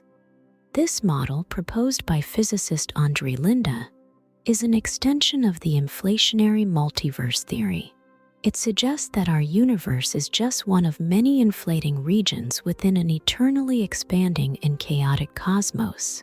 In this scenario, new universes are continuously being created as inflation proceeds, leading to an infinite and diverse collection of universes. The simulation hypothesis. The simulation hypothesis, popularized by philosopher Nick Bostrom, posits that our universe may be a computer simulation created by a highly advanced civilization. In the context of the multiverse, it is possible that some universes are simulations, while others are base realities. This raises questions about the nature of reality and the potential for nested simulations within the multiverse. Testing the multiverse theory. One of the main challenges facing the multiverse theory is the question of testability. Since other universes are, by definition, isolated from ours, it may seem impossible to gather empirical evidence for their existence. However, some scientists have proposed potential ways to test the multiverse theory, such as searching for imprints of other universes in the cosmic microwave background radiation, observing the effects of collisions between bubble universes, or detecting variations in fundamental constants across vast distances. The measure problem. The measure problem is a challenge that arises in the context of infinite multiverse models. It concerns the question of how to assign probabilities to different outcomes in an infinite collection of universes. Since there are infinitely many universes, it becomes difficult to determine the relative likelihood of specific events or configurations. Various proposals have been put forward to address the measure problem, such as the anthropic measure, which weights probabilities based on the number of observers in each universe. The role of dark energy. Dark energy, the mysterious force driving the accelerated expansion of our universe, may play a crucial role in the formation and evolution of other universes in the multiverse. In some models, the amount of dark energy in a universe can determine its fate, leading to a diverse array of cosmological scenarios. The black hole multiverse. The black hole multiverse is a speculative model that suggests our universe may be the interior of a black hole within a larger universe. This idea is based on the premise that the event horizon of a black hole could be the boundary between two universes. In this scenario, the formation of new universes could be driven by the collapse of massive stars into black holes. The multiverse and the arrow of time. The arrow of time, which refers to the apparent one-way flow of time from the past to the future, may be influenced by the multiverse. Some theories suggest that the arrow of time could point in different directions in different universes, or that time itself could have multiple dimensions in the multiverse. The multiverse and the nature of consciousness. The multiverse theory raises questions about the nature of consciousness and its role in the cosmos. If consciousness arises from the complex interactions of matter and energy, as some theories suggest, then it is possible that consciousness could manifest differently in other universes with different fields and particles. The multiverse theory, with its myriad consequences and challenges, continues to captivate the imagination of scientists and the public alike. As our understanding of the cosmos deepens, the exploration of the multiverse theory and its implications promises to reveal new insights into the nature of reality, the origins of our universe, and our place within the grand tapestry of existence. Now let's talk about the possibility of parallel universes and alternate realities. The concept of parallel universes and alternate realities challenges our conventional notions of reality and existence. While it may seem like a concept straight out of science fiction, many theoretical frameworks in physics suggest that our universe might be just one of an infinite number of realms, each with its own unique set of laws, properties, and histories. One of the most prominent theories that postulates the existence of parallel universes is the multiverse hypothesis, which emerges from various interpretations of quantum mechanics. According to this idea, every time a quantum event occurs, such as the measurement of a particle's position or spin, the universe splits into multiple branches, each representing a different possible outcome. This process, known as the many worlds interpretation, suggests that an infinite number of parallel universes exist, each containing slightly different variations of reality. Another theory that supports the idea of alternate realities is string theory, which proposes that our universe is just one of many brane worlds existing in a higher dimensional space. According to this theory, our three-dimensional universe could be a membrane-like structure embedded in a larger multidimensional reality, with other brane worlds existing in parallel, potentially with different laws of physics and properties. The concept of parallel universes also finds support in cosmic inflation models, which describe the rapid expansion of the early universe. These models suggest that our observable universe might be just a tiny fraction of a larger multiverse, with other regions of this vast expanse potentially harboring different physical laws and conditions, giving rise to alternate realities. Furthermore, the idea of alternate realities is intricately linked to the nature of time and causality. Theories like the many minds interpretation of quantum mechanics propose that every time a conscious observer makes a decision, the universe splits, creating parallel realities that diverge from that point onwards. This concept raises profound questions about the nature of consciousness, free will, and the role of observers in shaping reality. The implications of parallel universes and alternate realities are far-reaching and mind-bending. If such realms exist, they could harbor versions of ourselves living out different lives, making different choices, or even existing under vastly different physical laws. It also raises questions about the possibility of communication or interaction between these parallel worlds, and whether our universe is truly isolated or part of a larger, interconnected multiverse. Exploring the possibility of parallel universes and alternate realities requires pushing the boundaries of our current scientific understanding and developing new theoretical frameworks and experimental techniques. While direct observation or interaction with these hypothetical realms may seem impossible, scientists are exploring ways to detect potential signatures or imprints left by parallel worlds, such as through the study of cosmic background radiation or the behavior of quantum systems. The concept of parallel universes and alternate realities not only challenges our perception of reality, but also invites us to re-examine our place in the cosmos and the fundamental nature of existence itself. It is a fascinating and mind-bending idea that continues to captivate scientists, philosophers, and the public alike, pushing us to expand our understanding of the universe and the boundaries of what is possible. One intriguing concept that arises from the multiverse theory is the idea of quantum parallel universes. According to the Copenhagen interpretation of quantum mechanics, particles can exist in a superposition of multiple states simultaneously until they are observed or measured.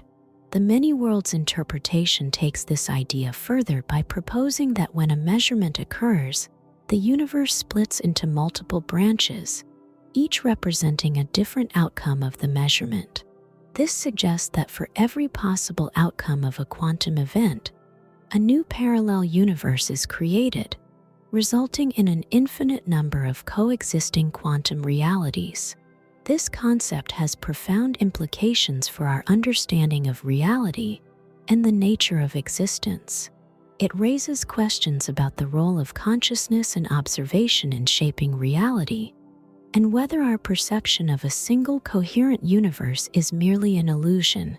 Additionally, it challenges our notions of causality and determinism, as events in one universe could potentially influence or be influenced by events in another parallel realm. Another intriguing idea related to parallel universes is the concept of the multiverse landscape.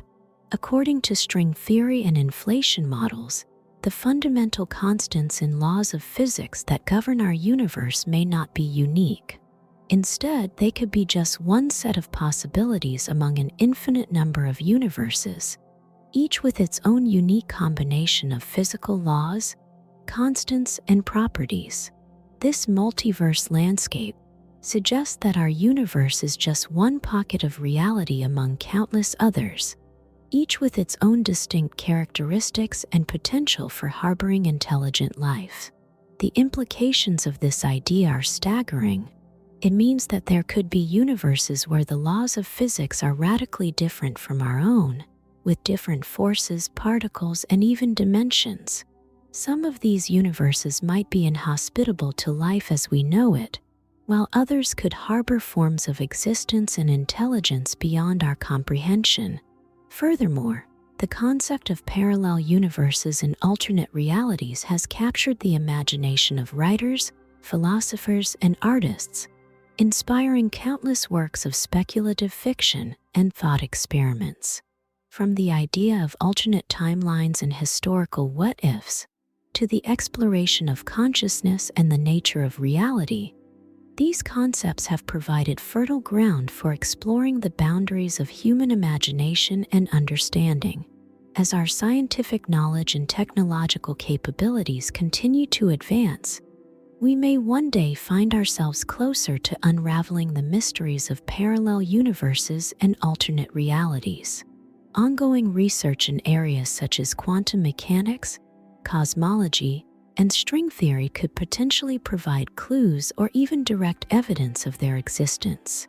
Additionally, the development of powerful quantum computers and simulations may allow us to explore and model these hypothetical realms in unprecedented ways. However, even if we cannot directly observe or interact with parallel universes, the mere possibility of their existence challenges us to reevaluate our understanding of reality and our place in the cosmos. It invites us to embrace a more expansive and open-minded perspective, one that acknowledges the limitations of our current knowledge and embraces the wonder and mystery of the universe in all its manifold possibilities. Now let's talk about the role of information in the fabric of reality, a concept that has profound implications across physics, philosophy, and technology. The idea that information is fundamental to understanding the universe has gained traction and depth, particularly with advances in quantum mechanics, information theory, and cosmology. Quantum information theory. At the heart of quantum mechanics is the principle that particles exist in states that are probabilities until they are measured. This indeterminacy can be described using quantum information theory, which deals with information encoded in the state of quantum systems. Quantum information is non-local and can exist in superposition, leading to phenomena like entanglement, where particles remain connected across vast distances, behaving as if they are part of an indivisible whole. This suggests that information in the quantum sense is not just the byproduct of physical systems, but a fundamental component of them. Information as a physical entity.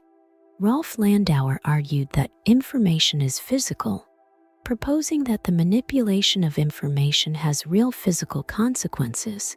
evidenced by his principle that erasing information in a computing device always increases its thermal entropy. This ties the handling of information directly to the laws of thermodynamics, suggesting that information processing is subject to the same physical laws that govern energy and matter. The holographic principle. One of the most striking theories in theoretical physics, the holographic principle, posits that all the information contained within a volume of space can be represented as encoded information on the boundary of that space. Originating from black hole thermodynamics and furthered by advancements in string theory, this principle implies that our understanding of space and volume might be fundamentally about projecting information from a two-dimensional boundary. This could mean that at its core, reality is essentially a holographic projection of information. Information and black hole paradoxes. Stephen Hawking's black hole information paradox raises profound questions about where information goes when it falls into a black hole. The paradox arises from the clash between quantum mechanics, which suggests information cannot be destroyed, and general relativity, which predicts the inevitable loss of all information within a black hole. Resolving this paradox has led to various proposals, including the idea that information is scrambled and emitted back out via Hawking radiation, subtly preserving the quantum coherence. Quantum gravity and information. The quest to unify gravity with quantum mechanics might also be seen as an effort to understand how information about the gravitational field is stored and manipulated at the quantum level. Theories of quantum gravity, such as loop quantum gravity and string theory, attempt to describe the quantum properties of spacetime itself, suggesting that spacetime could be quantized at the smallest scales, composed of discrete units that store information about the gravitational field. Computational universe. Some physicists, like Seth Lloyd, propose that the universe itself is a kind of vast quantum computer, processing information at every point in space and time. According to this view, every interaction in the universe, from the interactions of particles to the formation of galaxies, can be understood as a computation involving bits of quantum information. This perspective not only highlights the computational power of the universe, but also suggests that understanding its underlying code could be key to unlocking the mysteries of nature. Information and consciousness. In philosophy and cognitive science, information plays a crucial role in theories of consciousness and perception. The integrated information theory (IIT) of consciousness, for example, posits that consciousness corresponds to the capacity of a system to integrate information. This theory attempts to quantify consciousness by measuring the flexibility and density of informational networks, suggesting that information processing is not merely a byproduct of physical processes, but is central to the emergence of conscious experience. Cosmological information. Information theory also extends its reach into cosmology, where it helps to explore how early conditions in the universe are encoded in the cosmic microwave background radiation. Moreover, understanding the entropy and information of the universe provides insights into its past and future evolution, potentially explaining the low entropy state of the early universe and predicting its ultimate fate. In each of these contexts, information is not merely a passive record, but an active agent influencing the structure and dynamics of physical systems. It shapes the laws of nature and the evolution of the cosmos, suggesting that information itself may be as fundamental as matter and energy in the constitution of reality. As we continue to explore these ideas, the concept of information may well revolutionize our understanding of everything from the microcosm of quantum particles to the macrocosm of the universe. Continuing from the exploration of information as a fundamental element in the fabric of reality, we can further delve into how this concept interplays with emerging technologies and philosophical inquiries, broadening our understanding of both the physical and conceptual universe. Quantum computing and information. The practical applications of quantum information theory are epitomized in the development of quantum computers. Unlike classical computers, which use bits as the smallest unit of information, each bit being either a 0 or a 1, quantum computers use quantum bits or qubits, which can exist simultaneously in multiple states thanks to superposition. This property allows quantum computers to process a vast number of possibilities simultaneously, offering unprecedented processing power for certain tasks. This capability not only revolutionizes computational tasks, but also provides a new tool for understanding quantum systems themselves, potentially enabling simulations that uncover new aspects of quantum mechanics. Information in quantum field theory. In quantum field theory (QFT), information plays a critical role in describing the interactions of particles through fields. Here, the fields themselves can be thought of as carriers of information, with the quantum state of a field containing all the information about particles' interactions. When particles such as electrons interact, what is fundamentally being exchanged is quantum information via field interactions. This perspective helps in visualizing complex quantum phenomena and brings clarity to the probabilistic nature of quantum mechanics. Entropy and information in cosmology. In cosmology, entropy is often associated with the amount of disorder or randomness.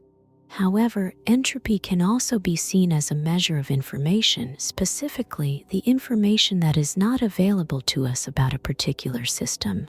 For instance, the entropy associated with black holes, as described by the Bekenstein-Hawking formula, suggests that the informational content of a black hole is proportional to the area of its event horizon, not its volume.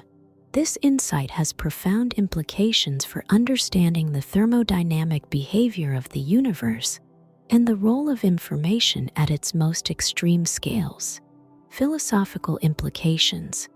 Philosophically, the notion that information is foundational to reality challenges the traditional materialistic view of the universe. Instead of viewing consciousness and cognition as mere byproducts of physical processes, some philosophical perspectives, influenced by information-centric views in physics, argue that consciousness might itself arise from fundamental informational processes. This aligns with theories like panpsychism, which posits that consciousness is a ubiquitous and fundamental aspect of the universe. Information and the theory of everything. In the quest for a theory of everything (TOE), which aims to unify all physical aspects of the universe under one framework, information plays a crucial role. The unification of general relativity and quantum mechanics into a theory of quantum gravity might be achievable by understanding how spacetime itself encodes and processes information. If spacetime can be quantized, then the geometry of spacetime and the information it contains are deeply intertwined, suggesting that a TOE might ultimately be a theory of quantum information. Digital physics. Some theorists propose that at the most fundamental level, the universe is digital in nature. That is, it is composed of bits of information and governed by rules similar to a cellular automaton. This view, known as digital physics, suggests that the universe can be modeled as a computational system, where every event, from the motion of particles to the evolution of galaxies, follows algorithmic rules. This radical viewpoint not only provides a novel framework for understanding the laws of physics, but also bridges the gap between computational sciences and physical theories. Ethical and existential implications. As we continue to elevate information to a primary element in our understanding of reality, this shift carries both ethical and existential implications. For instance, the manipulation of information at the quantum level, as in quantum computing, raises new ethical questions about data security, privacy, and even the nature of reality. Philosophically, it prompts us to reconsider our place in the universe, our interactions with technology, and how we define the essence of existence. In summary, the role of information in the fabric of reality extends from the microcosm of quantum particles to the macrocosmic expanse of the cosmos, influencing technology, philosophy, and our fundamental understanding of the universe. As this paradigm continues to develop, it promises to reshape our conceptual landscape, offering new insights and technologies that could transform both theoretical and practical aspects of our lives. Now let's talk about the implications of quantum mechanics for consciousness and free will, a topic that sits at the intriguing intersection of physics, philosophy, and neuroscience. Quantum mechanics, with its fundamental principles of superposition, entanglement, and uncertainty, offers a radically different framework from classical physics and has prompted re-evaluation of many concepts traditionally taken for granted, including those of consciousness and free will. Quantum superposition and consciousness. Quantum superposition implies that particles can exist in multiple states simultaneously until an observation or measurement causes a collapse into a single state. Some theorists, notably Roger Penrose and Stuart Hameroff, propose that similar processes might occur in the brain at the level of microtubules, which are components of the cell structure. They suggest that quantum superpositions could be involved in neural processing, potentially giving rise to conscious experience. This theory, known as orchestrated objective reduction (orchestra-WAR), posits that quantum computations in microtubules are orchestrated by synaptic inputs and terminated by objective reduction, which is inherently linked to the fabric of spacetime geometry, as influenced by the gravitational forces inherent in large-scale structure. Although highly speculative and controversial, this model points to a mechanism by which quantum processes could contribute to the emergence of consciousness. Quantum entanglement and unity of conscious experience.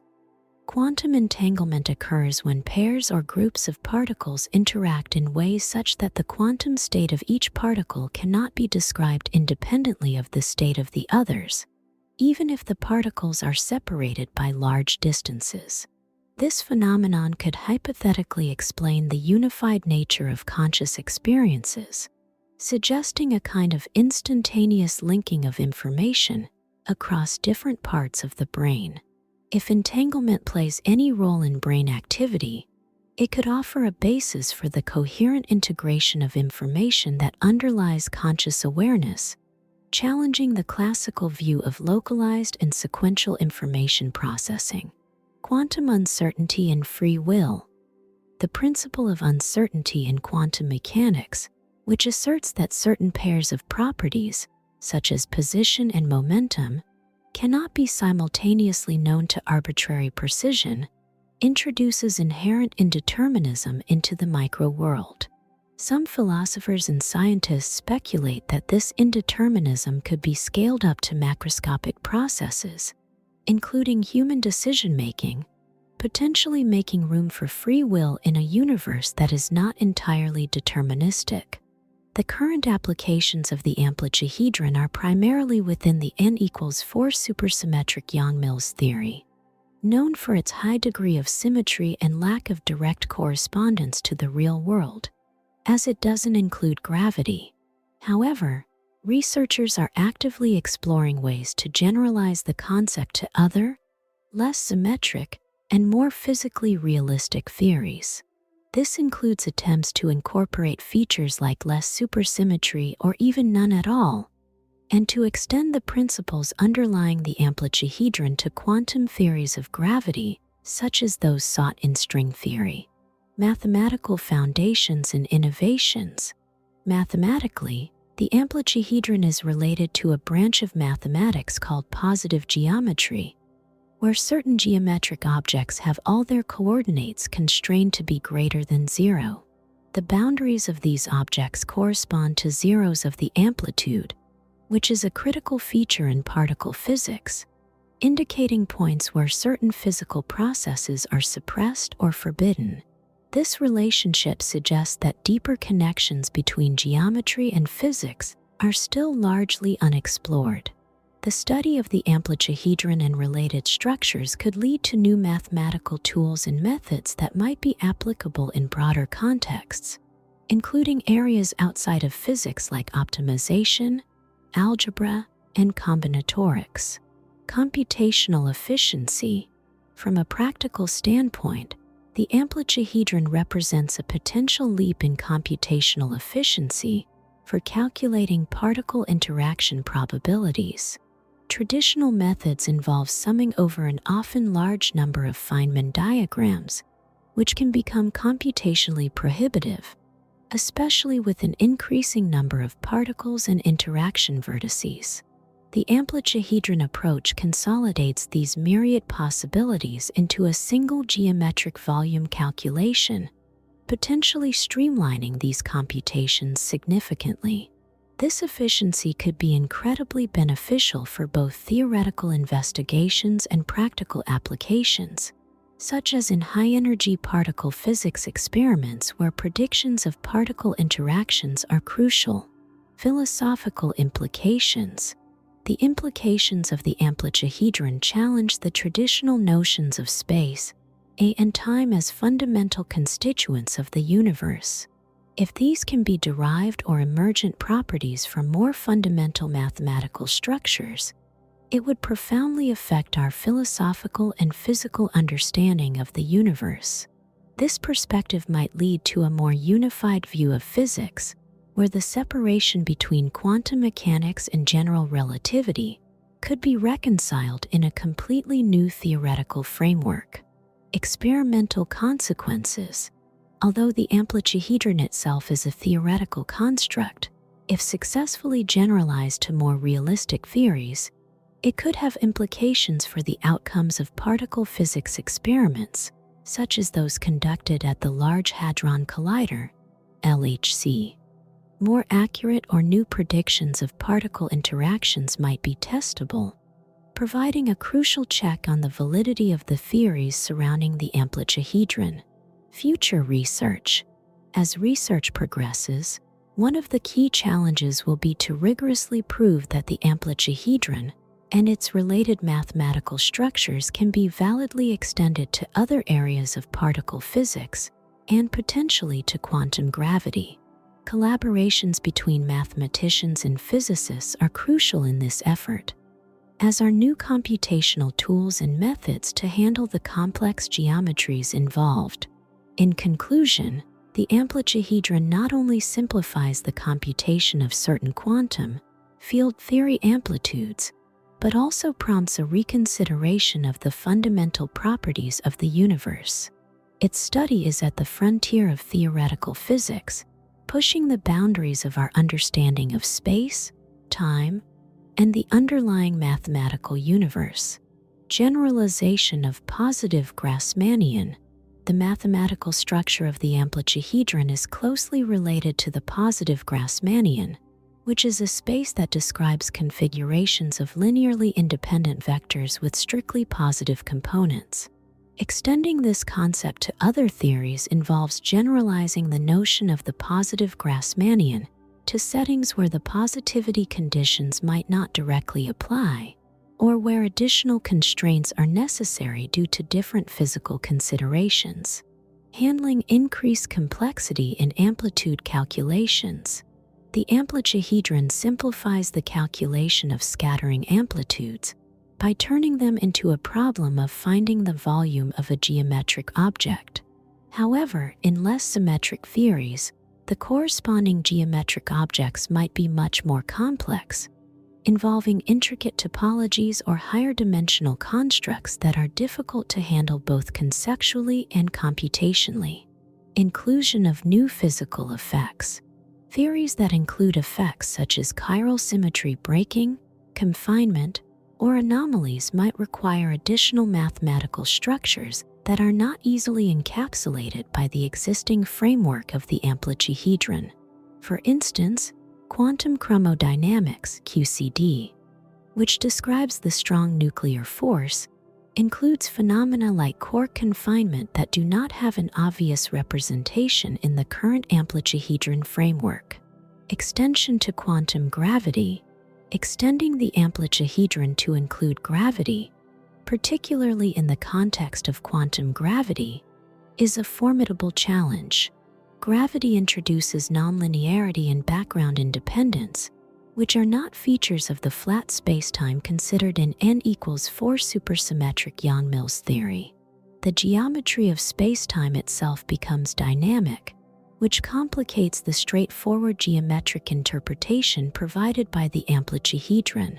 Computational and analytical tools. New mathematical and computational tools may be required to deal with the increased complexity of amplituhedra in other theories. This includes the development of advanced algebraic and numerical methods to handle complex geometric calculations that go beyond current techniques. Proofs of equivalence. Establishing that the amplituhedron or its generalizations are equivalent to more traditional methods in quantum field theory, like Feynman diagrams, in less symmetric or more physically realistic settings is non-trivial. Rigorous mathematical proofs are necessary to validate that these new structures provide correct descriptions of particle interactions. These challenges highlight the cutting-edge nature of research into the amplituhedron. Each presents a significant hurdle, but also an opportunity for deepening our understanding of particle physics and the mathematics that underpins it. Ensuring that the development of quantum computing aligns with societal values and priorities is a multifaceted endeavor that requires a collaborative and inclusive approach involving various stakeholders. Here are some key strategies that can be pursued. Establish ethical frameworks and guidelines. Develop comprehensive ethical frameworks and guidelines for the responsible development and deployment of quantum computing technologies. These frameworks should be informed by diverse perspectives, including input from ethicists, policymakers, scientists, industry representatives, and members of the public. They should address issues such as privacy, fairness, transparency, accountability, and the potential societal impact of quantum computing applications. Foster public dialogue and engagement. Promote open and inclusive public dialogues to raise awareness, gather feedback, and understand societal concerns and priorities regarding quantum computing. This can be achieved through public forums, consultations, and educational initiatives. Engaging with diverse communities and stakeholders can help ensure that the development of quantum computing aligns with the values and needs of different segments of society. Establish interdisciplinary advisory bodies. Create interdisciplinary advisory bodies that bring together experts from various fields, including science, technology, ethics, law, social sciences, and policy. These bodies can provide guidance, identify potential risks and challenges, and recommend strategies to ensure that quantum computing development is guided by ethical principles and societal values. Integrate ethical considerations into research and development. Encourage and incentivize the integration of ethical considerations into the research and development processes of quantum computing technologies. This can include ethical risk assessments, bias monitoring, and the incorporation of ethical principles into the design and deployment of quantum computing systems. Funding agencies and research institutions can play a critical role in promoting ethical practices and responsible innovation. Develop governance and regulatory frameworks. Establish governance and regulatory frameworks that provide oversight and guidance for the responsible development and use of quantum computing technologies. These frameworks should address issues such as data privacy, security, intellectual property rights, and the prevention of misuse or dual-use applications. International cooperation and harmonization of regulations can ensure consistent and globally aligned standards. Foster diversity and inclusion. Promote diversity and inclusion in the quantum computing workforce and academic community. A diverse range of perspectives and backgrounds can help identify potential biases, broaden the scope of ethical considerations, and ensure that the development of quantum computing reflects the values and priorities of diverse communities. Encourage responsible innovation and stewardship. Promote a culture of responsible innovation and stewardship within the quantum computing industry and research community. This includes prioritizing ethical considerations, transparency, and accountability in the development and deployment of quantum computing technologies. Incentives and recognition can be provided for organizations and individuals that exemplify responsible and ethical practices.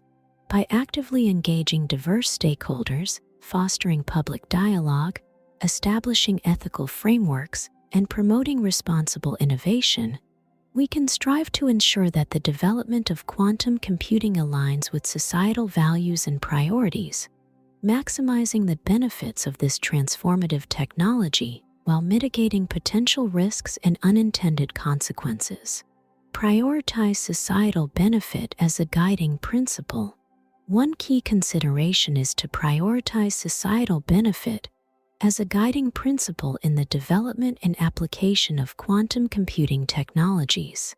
This means actively seeking to harness the power of quantum computing to address pressing global challenges, such as climate change, energy sustainability, healthcare, and food security.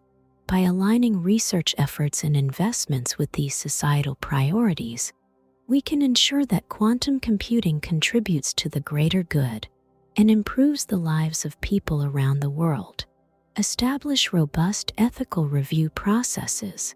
Implementing robust ethical review processes for quantum computing research and development projects can help identify and mitigate potential risks and unintended consequences. These review processes should involve multidisciplinary teams, including ethicists, social scientists, and community representatives, to ensure a comprehensive evaluation of the ethical implications and societal impacts of proposed projects. Foster international collaboration and knowledge sharing. Given the global nature of quantum computing research and development, fostering international collaboration and knowledge sharing is crucial.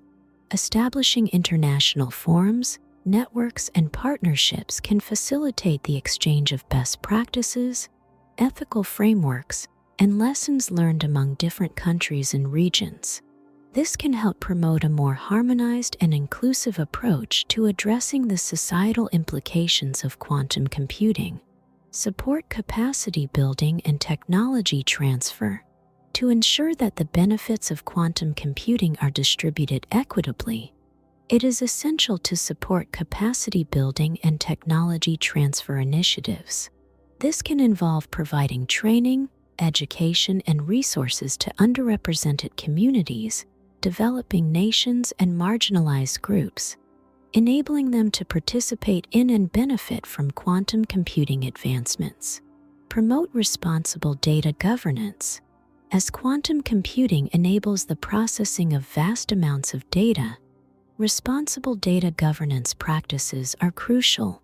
This includes establishing robust data privacy and security measures, as well as ensuring fairness, transparency, and accountability in data collection, processing, and utilization. Developing ethical guidelines and frameworks for data governance in the quantum computing era can help safeguard individual privacy and prevent discriminatory or harmful applications. Anticipate and address potential job displacement. The transformative nature of quantum computing may lead to job displacement in certain industries or sectors. It is essential to proactively anticipate and address these potential impacts by developing reskilling and retraining programs, promoting lifelong learning, and exploring policies that support workers and communities affected by technological disruptions. Encourage interdisciplinary education and training to foster a workforce equipped to navigate the ethical and societal implications of quantum computing. It is crucial to encourage interdisciplinary education and training programs. These programs should integrate elements of ethics, social sciences, and responsible innovation alongside technical quantum computing skills, enabling future professionals to approach the development and deployment of this technology with a holistic and socially responsible mindset. By actively addressing these considerations and promoting a culture of responsible innovation, we can strive to ensure that the development of quantum computing aligns with societal values and priorities, maximizing its potential to benefit humanity while mitigating potential risks and unintended consequences. Now let's talk about the enduring pursuit of a unified theory of everything, a quest that has captivated the imagination of physicists for over a century. This pursuit seeks to reconcile the seemingly incompatible frameworks governing large-scale phenomena, general relativity, and the subatomic world, quantum mechanics, aiming to produce a single, all-encompassing, coherent framework for understanding every force and particle in the universe. Historical context. The quest began in earnest with Albert Einstein's theory of general relativity in 1915, which described the force of gravity in terms of the curvature of spacetime caused by mass and energy. Despite its success, general relativity clashed with the quantum mechanics framework, which emerged in the 1920s and provided a probabilistic rule set for the behavior of particles at very small scales. The inconsistencies between these two pillars of modern physics have driven efforts to develop a unified theory. Quantum field theory.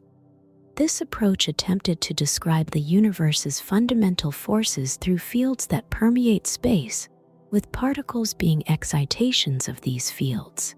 Quantum field theory successfully unified electromagnetism and the weak nuclear force into the electroweak theory in the 1960s, demonstrating that different forces could be integrated into a single framework. However, incorporating gravity into this framework has remained elusive. String theory. Emerging in the late 20th century, string theory proposed that the fundamental constituents of reality are not point particles, but rather tiny vibrating strings whose modes of vibration correspond to different particles. This theory naturally includes a quantum gravity theory, which is seen as a significant step towards a unified theory. String theory suggests a universe consisting of multiple dimensions, beyond the familiar 3 dimensions of space and 1 of time, which could potentially harmonize the equations of general relativity and quantum mechanics. Loop quantum gravity. As an alternative to string theory, loop quantum gravity approaches quantum gravity by attempting to quantize spacetime itself, unlike string theory, which relies on extra dimensions and entities. It suggests that spacetime has a discrete structure at the smallest scales, which could fundamentally change our understanding of the universe's fabric. However, like string theory, loop quantum gravity has yet to provide testable predictions that could confirm its validity. The role of black hole physics. Black holes present a unique arena where theories of quantum mechanics and gravity intersect dramatically. Stephen Hawking's discovery that black holes emit radiation, Hawking radiation, indicated that quantum effects must play a role in gravitational phenomena. This finding has fueled further theoretical work, suggesting that a successful theory of everything must accurately describe black hole physics, including the information paradox, which questions how information that falls into a black hole can be reconciled with the principles of quantum mechanics. Unification and cosmology. Any successful theory of everything must also seamlessly merge with cosmology, explaining not only the behavior of particles and forces, but also the genesis and evolution of the universe itself. This includes providing a quantum description of the Big Bang and potentially offering insights into dark matter and dark energy, mysterious components that together comprise about 95% of the universe's total mass energy content. After Einstein, relativity became a household name. It's gone from being a scientific concept to part of everyday folklore, to a moral issue, and even to economics. If gold used to be the ultimate measure of value in economic relations, it's no longer that way. Today, money doesn't have any gold in it anymore as it used to. The value of a currency is determined in comparison to other world currencies, which form a single global network of currencies. Periodically, there are waves of economic shocks and crises that run through this network. It all depends on which currency reference system you choose. The impact of these waves will vary from person to person, or they may not be noticeable at all. In a nutshell, since the early 1900s, people have slowly come to accept that our ideas about the world are relative. It's important to understand that our perception of reality is shaped by the system of coordinates we use to view it. Towards the end of the century of relativity, it even made its way into politics, where it took the form of pluralism and tolerance, as exemplified by the great Austrian mathematician. Hegel proved the incompleteness theorem in 1930. Mathematically speaking, there's no such explicit system PRD over L that would be both complete and not contradictory, given certain conditions concerning the fundamental pairs of LT. In light of LT, it seems a bit far-fetched, doesn't it? To make it easier to understand, let's rephrase it. Every language has statements that are true but not provable. If what the poster calls an upstep is simple, then any theory will always have some concepts that can't be defined. Also, you can't prove the assumption of an axiom, and with the help of axioms, on top of that, there's a lot of childishness. The theory is actually proven by theorems. This raises the question of whether we can prove the axioms in principle and what we can and can't define. To achieve this, we need to move outside the boundaries of the current theory and explore a different conceptual system, that is, to a more general system. Since language is the most general system of concepts, people with different worldviews and ethical axioms will never be able to agree on a common theory because they speak different languages. There's no such thing as a common denominator because every worldview is based on unprovable assumptions. For example, some people believe that God exists, doesn't exist, or is somewhere in between. Others think that parallel lines intersect, don't intersect, or that the Jews are responsible for everything or not at all. These assumptions are based on a person's personal preferences, which are shaped by upbringing, natural inclinations, and genetics. For the reasonable person, that is, Hegel's theory, which he proved brilliantly using math, doesn't need any proof. It's already pretty clear if you keep asking the same question. For instance, why? Or why we're already 3 or 5 steps into the most general concepts in matter and reality, and some very general assumptions taken on faith. Some things are simply accepted on faith or based on experience. There's no need to explain them. That's why we all have different perspectives on what's true. Our view of the world is always subjective. We tend to focus on subjects rather than objects, and our experiences are influenced by random factors. From psychological type, we can look at how character is formed, whether it's shaped by books we read as children or by birth traumas or family influences. How we see the world is more important than the world itself. That's the paradox. That's why people's minds reflect completely different worlds. It's impossible to get everyone to agree on everything. But since we have to coexist, we have to find a way to compromise and agree. Given that there is no absolute truth, there is no need to impose it by force. In developed countries, political thought has come to the conclusion that since everything is relative and everyone is right or wrong, it's pointless to fight for the truth. Let's embrace pluralism. Those citizens of the party and the state who haven't yet realized this are still stuck in the mindset of the medieval crusades. In the early days of humanity, there were some pretty dangerous romantics in politics and everyday life. As an aside, the theory of relativity and Hegel's theorem aren't the only things that have led humanity to tolerance. Tolerance is another word for toleration.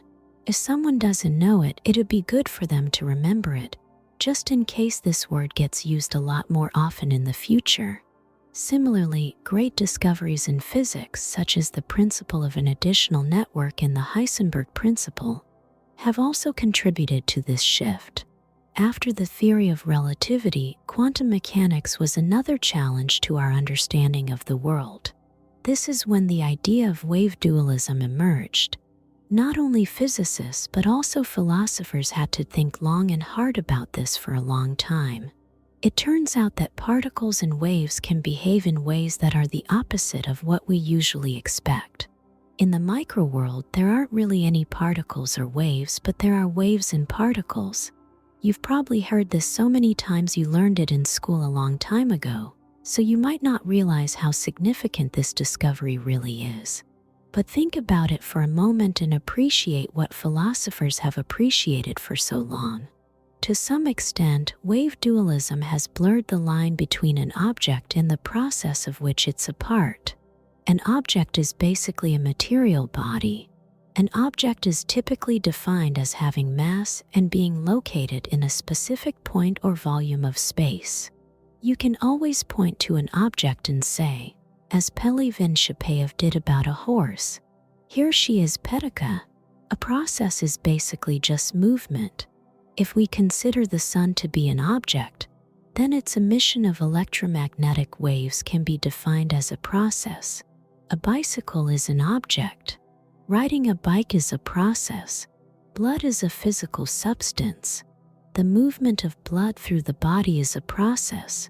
The process of a spring is an object, and the oscillation of a spring is a process too. A wave is a process. In its simplest form, a wave is a process, specifically the oscillation of particles in the medium through which the wave is traveling. To some extent, the wave is an illusion.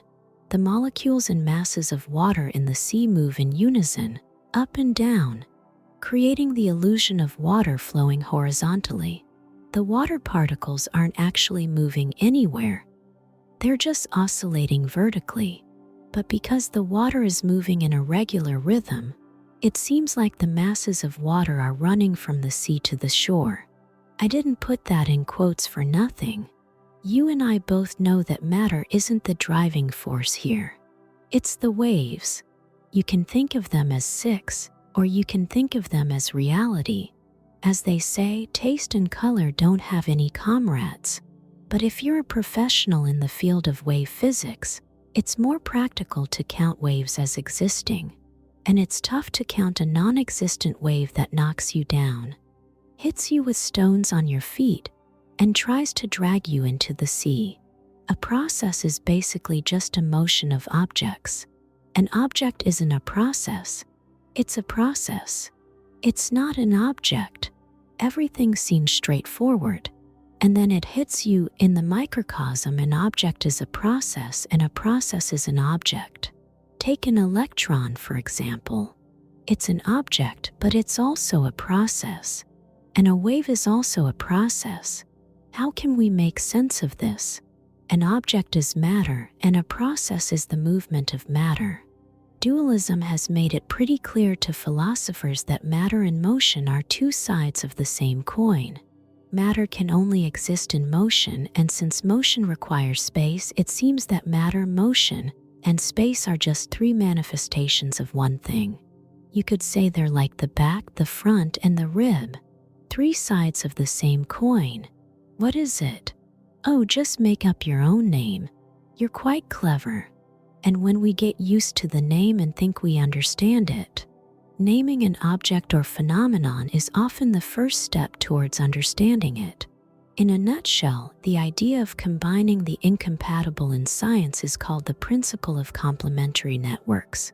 The principle of the complementary network is when a reality is described by two mutually exclusive theories, and both give the right results. The world was more complex than we could ever grasp, but our logic was limited. Sometimes you have to think of light as an electromagnetic wave, and sometimes you have to think of it as a photon particle. It all depends on the conditions of the experiment and what you're trying to achieve. The complementary network principle isn't just limited to physics. It works in many sciences. For example, in psychology, you can use the model of Freud, who believed that all our problems come from unresolved sexual issues. That's called psychoanalysis. Or you could use active analysis, or you could use Gestalt analysis, or you could use Hubbard dianetics, ethics, or regression. Ultimately, it doesn't matter which theory you use to explain human behavior. What matters is the result you want to achieve. The most important thing to remember about psychology is that it's not just about understanding why people act the way they do. It's about getting results. Did you help the client make a positive change? Theories can sometimes be contradictory. Ultimately, it's about achieving the desired result. How you define a theory can make it seem either correct or true. And theories that don't produce results are called false theories. In the 20th century, scientists came to understand that their role wasn't to seek truth, but to create information models. The models themselves change and are constantly refined, but the basic animal and human needs that these models are built to satisfy remain the same. The model of electromagnetism made it possible to light houses with electric bulbs and to make work easier with electric motors. The uncertainty principle was first identified by the German physicist Werner Heisenberg. That's why it's sometimes called the Heisenberg principle. And that's exactly right. I think it's probably the greatest discovery mankind has ever made. Here's what it says. Delta x multiplied by delta p equals a dash. As you can see, it's really straightforward to write K formulas. It's as simple as it is ingenious. The map is a constant bar. Delta x is the uncertainty, coordinates elementary particles. Delta n is the uncertainty of a particle's momentum. The triangular delta sign actually represents uncertainty. Uncertainty is what we don't know. In the strictest sense of the word, it's important to understand that this uncertainty is introduced by physicists when they're describing our world. It's inherent to our world. One of the fundamental principles of how our world is put together is the unknown.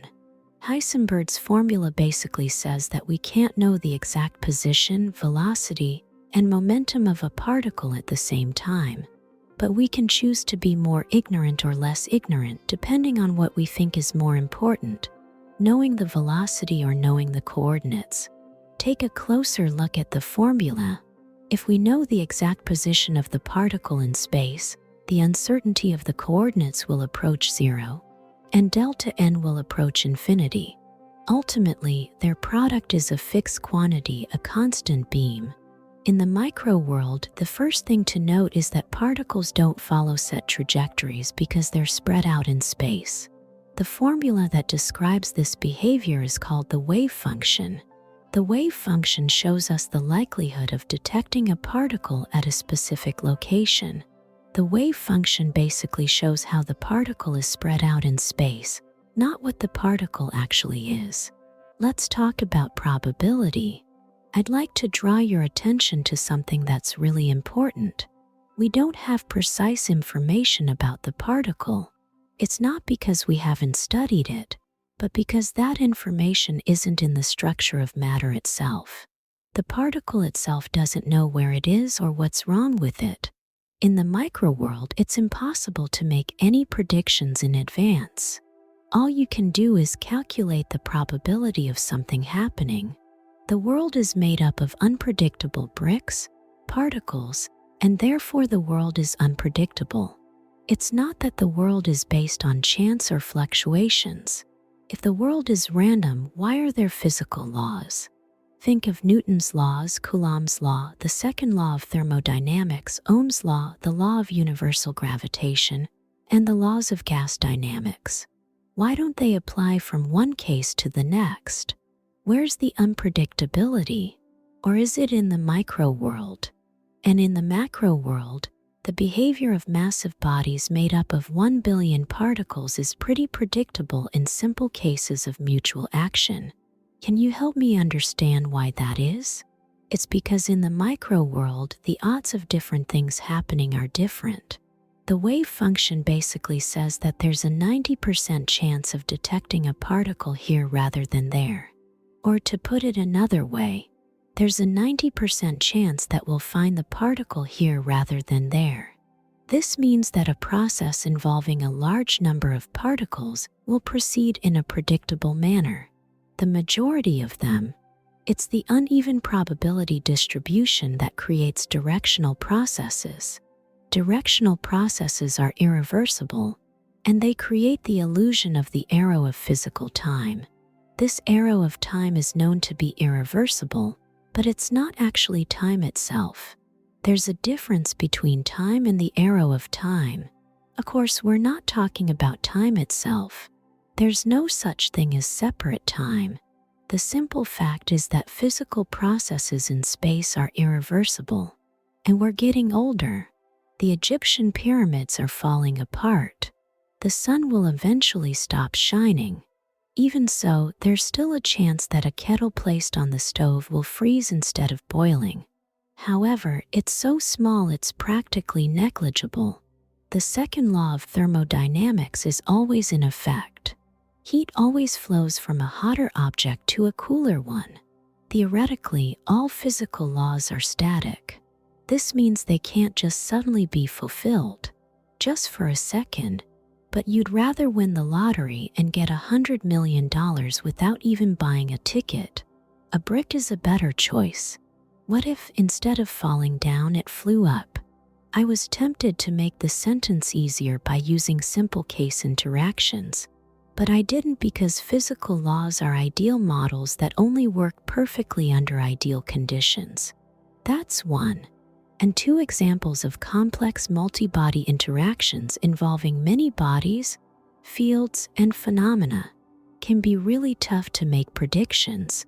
Has anyone ever been able to predict the weather or oil prices with 100% accuracy? It's the same thing. The world is still here. Complex systems are those that aren't described by simple formulas of physical laws. We all pass these with some success in school, but complex systems are described by nonlinear differential equations. These systems can be tricky to predict. Why is that? It's because the likelihood of how particles behave in the microcosm isn't evenly distributed. Some things are more likely than others, which means that most particles tend to behave in a certain way. As we've already seen, this means that physical laws can work, which makes complex systems difficult to predict. That in some cases, a minor influence can have a significant impact.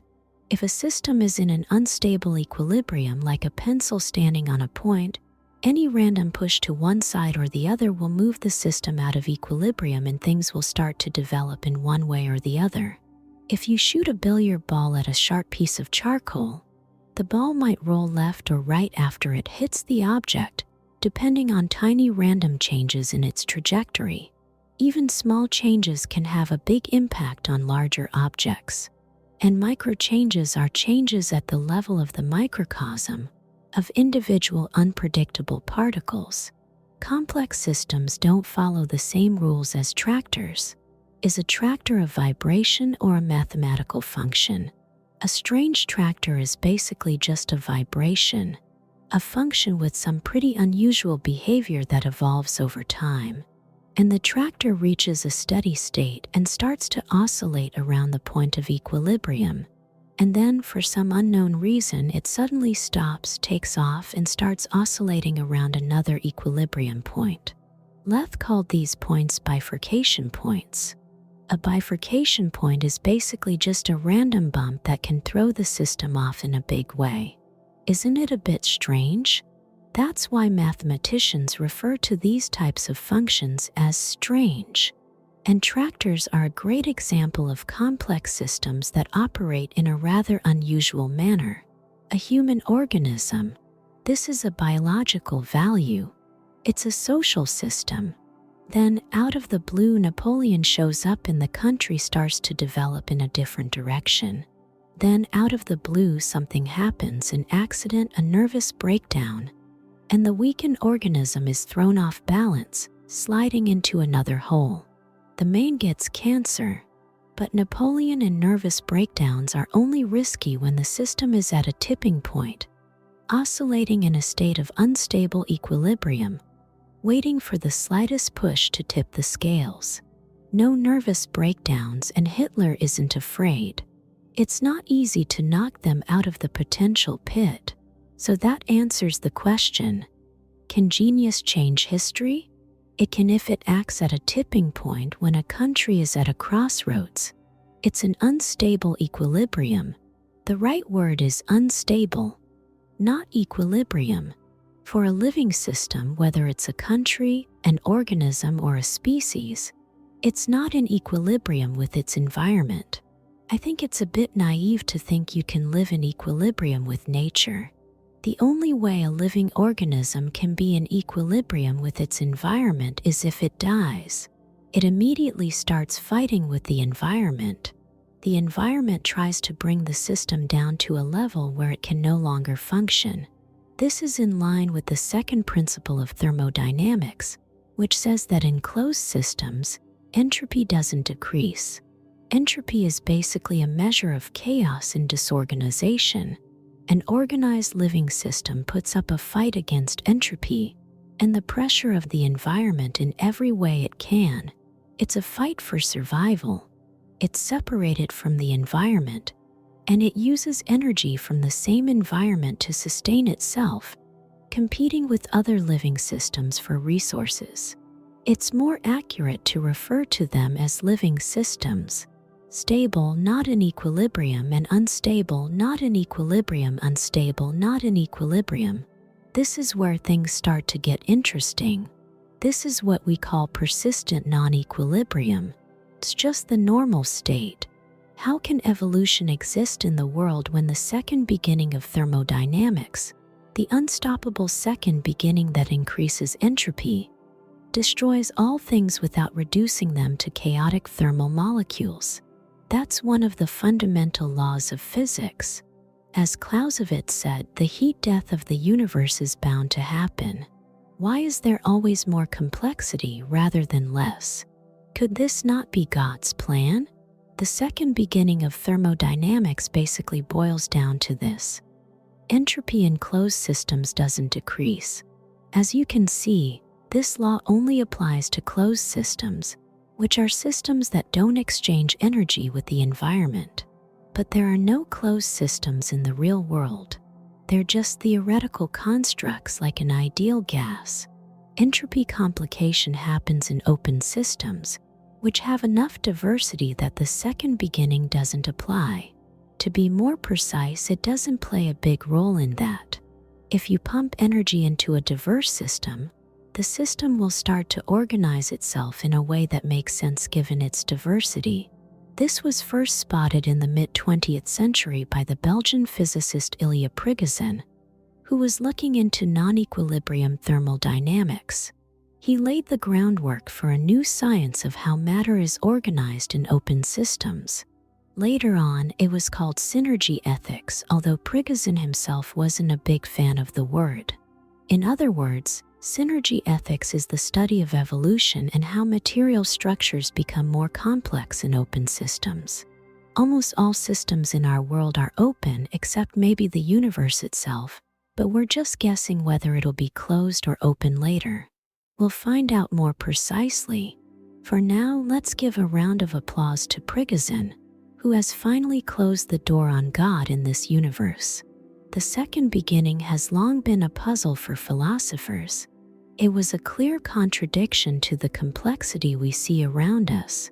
Houses are built, children are born, and creative processes take place that make biovalues in civilization more and more different from the environment. On what grounds? The second beginning just requires destruction and disorganization. Prigozhin explained why he experimented with simple physical systems. He found that even in simple systems, the inflow of energy changes the structure of the system. It creates stable vortices of currents that consume the incoming energy. But even though the structures are getting more complex and it seems like the second law of thermodynamics is being violated, it's not actually the case. If we think of the solar system as a closed system, that is, if we ignore stellar radiation as a minor factor, we will see that the total entropy of the solar system goes up. The creation processes on Earth are balanced out by the destruction of the sun. The sun is basically our only source of energy, except for the small amount we've learned to get from the decay of transuranium elements we've made from the Earth over the last 50 years. It's always destruction that pays for creation. This is a basic result of the second law of thermodynamics, which is a fundamental law of physics. Take a look around you and you'll find 1,000 examples of this in life. The lion eats the deer, using the other animal's body to build his own. Mankind is destructive and selfish, grabbing what it wants from others to make a living. The caterpillar eats the leaf and we eat the sun too. Just a tiny fraction of that energy, only 2 billionths, reaches the Earth, and that's enough to power all the processes here. Thanks a lot. I should also mention Stanley Miller's classic experiment from the 1950s, which was designed to confirm Oparin's hypothesis about the formation of life. Oh, you're not familiar with Oparin? Back in 1920, Russian biochemist Alexander Oparin came up with the theory that life on Earth started in a primordial broth of seawater, where a bunch of organic molecules were floating around, in the presence of methane. At the time, it was thought that the atmosphere of the young Earth consisted of methane. The organic molecules reacted to form more and more complex molecules under the influence of constant lightning discharges. Then came the proteins. Miller decided to test this hypothesis, at least for now, using an experiment. He combined methane, hydrogen, ammonia, and water in a flask, heated it, and sent electric shocks through the mixture. He didn't have 1 million years, unlike evolution, but it wasn't long before he saw results. A few hours later, the flask was filled with amino acids. Just to note, amino acids are the building blocks of life. They're the building blocks of protein. It turned out that our planet's primary atmosphere wasn't methane at all. Interest in Miller's experiments has declined somewhat, but the experience is still referenced in biology textbooks as an example of how life originated. And as it turns out, it was all for naught. In fact, we should have been more excited. What were Miller's mistakes? Yes, the composition that Miller assumed was correct didn't actually match the real one that existed on Earth at that time. But even with the wrong atmosphere, they knew how to make it work. So you're saying that life didn't originate in methane in the atmosphere? Alright, if you want to go that route, you're going to live in titanium and methane. Life is a persistent thing. Overall, even though Miller's setup didn't match what we thought the early Earth was like, it's still a great example of how evolution works. That is, the complexity of structures in different environments. When the system is full of energy, we've moved on from quantum mechanics, but there's still an important consequence of quantum mechanics. And it basically boils down to this: the way we see the world affects it. As a matter of fact, scientists have known this for quite some time. If you connect an amperemeter to the electrical grid to find out what the current is in the circuit, the arrow won't show the current in the circuit you're studying.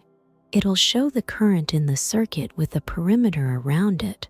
Since an amperemeter, like any electrical device, has its own resistance, it changes the current. So, to reduce the distortion caused by the resistance, the ammeter tries to make the amperage as low as possible. As we all know, the ohmmeter is connected in series in the circuit, while the voltmeter is connected in parallel. So, on the other hand, the electrical resistance is designed to be as large as possible or even infinite. This is easy to see with electrical meters. But what impact did Columbus having a look at America through a telescope have? Or what about the effect of a mouse looking at it on the universe? In fact, in the microcosm, the impact of the observer on the object under study is sometimes so minimal that it's almost negligible. This is particularly the case when the object is large and the observer is passive. Take the mouse in the universe, for example. But in the micro world, it's a different story. If you want to know something about a particle, you have to get a signal from it. You can get a signal with a quantum of light, which some physicists call quantum energy. But if the particle has also given off energy, it's a whole different ballgame. We get information by essentially killing the state we're trying to understand. The thing is, the medium of information is always material. That's the main takeaway. Information is basically matter that's structured in a certain way. For instance, think of black typographic ink on a white background, pages in a certain order like on a magnetic tape in a tape recorder, or amplitude or frequency modulus like a torn radio wave wedge. There are also some prominent risks. The clay tablets of the ancient Sumerians are a great example. Do you have any idea where I'm going with this? Information is material, as the witches on TV would have it. I believe that thoughts are material. The second you. There are lots of gurus out there. That's why it can have an impact. They're mistaken. Thought is immaterial because the brain doesn't excrete it like the gallbladder excretes bile. Only those who are too simplistic in their thinking, who were rightly criticized by materialistic Marxist-Leninist philosophy, thought so primitively. You can't test thought in a test tube like you can urine or gastric juice. That's because thought and information aren't material, they're ideal. There is one thing to consider though. But information is always matter that's been put together in a certain way. Do you feel the difference? Don't you think it's something you've experienced? You will see this for yourself now. The first thing we need to understand is that information always sits on a material medium and is not itself a material thing. A book isn't just information, it's a tangible object. It's an object. The letters in a book are just a color. The second thing is that letters only become information when someone can hold them in a way that allows them to be interpreted. Information only has meaning when it's perceived by someone. Wiener defined information as follows. Information is a signal that's been organized in a certain way, plus a key to read it. That's what information is all about. To be exact, information only exists when there's an object, something carrying the message, and a subject with the right tools to understand it. The key is knowledge. How do you make sense of a particular inscription? In the microcosm, the particle is affected by the observer, because when he looks at it, he's actually influencing the process by picking up signals and particles. But in the macrocosm, the same thing often occurs. This brings me back to the telescope in the flower bed. What happened to the Americas after Columbus discovered them? That's what we can learn about the microcosm. We can change it directly to understand the macrocosm, or we can change it indirectly. And the thing that helps us to do this is our mind. The mind is basically just a way of processing information from the world and changing it to fit our goals. Evolution is a complex process. It makes systems more complex, more independent of the environment, and better at reflecting. What is the human personality? What about the mind, psyche, and soul? From a philosophical and practical standpoint, it's simply a reflection of the external world. Reflection exists in the world of elementary particles, in the world of solids, in the world of chemistry, biology, and in the social world. A photon is reflected by a mirror. The angle of incidence is the same as the angle of reflection. A heel is reflected in clay, squeezing through a trail of complex DNA molecules. It's reflected by doubling itself in the nutrient medium, and it has the ability to slip into the light and divide. As you can see, the more complex the system, the more complex the reflection. The animal reflects the world in a way that's more primitive than ours. The animal looks, analyzes, remembers, and makes predictions. A wolf chases a hare, moving quickly and changing direction as it goes. For an organism that's highly organized, it's not just about reflecting reality, it can also predict it. This ability to predict what's going to happen next means the organism can compete successfully with similar systems for resources. There are other wolves too. And then we have the mind. The way we reflect on the world is pretty complex. It includes our social interactions, our artistic and cultural expressions, and our scientific endeavors. And now, a bit of a downer, a quantum mechanical conclusion to all this. The soul. It's not immortal. As the brain disintegrates, the material structure on which the information was written is lost, along with the personality.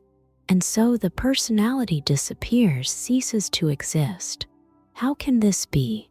My friend Valery Chumakov is pretty upset about it. There are laws of conservation that say nothing disappears without a trace. Instead, it's transformed into other forms and kinds of energy. So, myself is immortal. Think that's right. The conservation laws are the most important thing in physics when it comes to our world. It's only physics and its conservation laws that relate to the material world. And information is a form of thought. In the world of ideas, the ideal can just disappear without a trace and without any pain. Isn't it a bit pathetic? And what happens to the soul? My thoughts and experiences don't stop after I die. Restless souls. What happens to the hole in the bagel when you eat it? And where does your unforgettable personality go? Where does the clock go when spring comes to an end and the cat in life run out? They're just different forms of matter in motion. It's at a standstill. Oh well. But movement requires some kind of energy. Don't give up. Chumakov. And energy doesn't just disappear.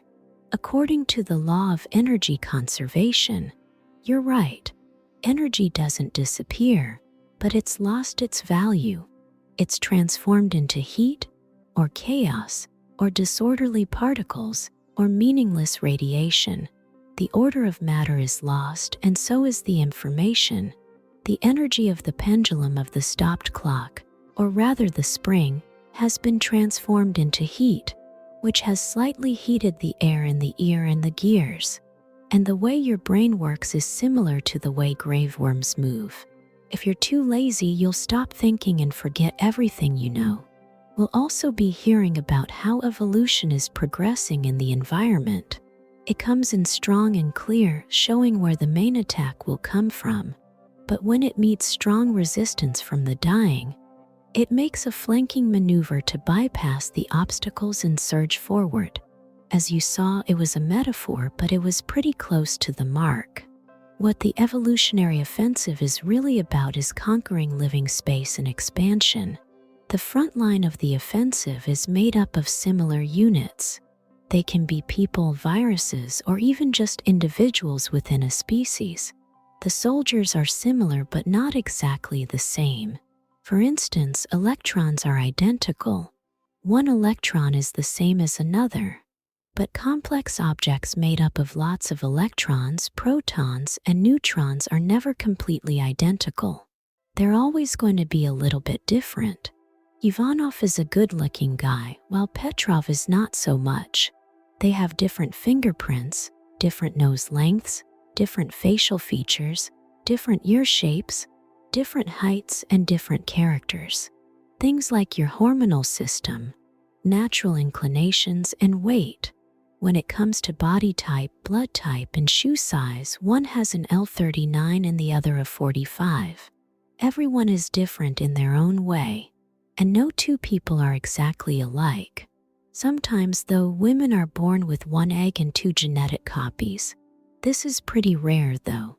On top of that, people with twins communicate, but they still manage to distinguish between them by some subtle but noticeable differences in similar objects.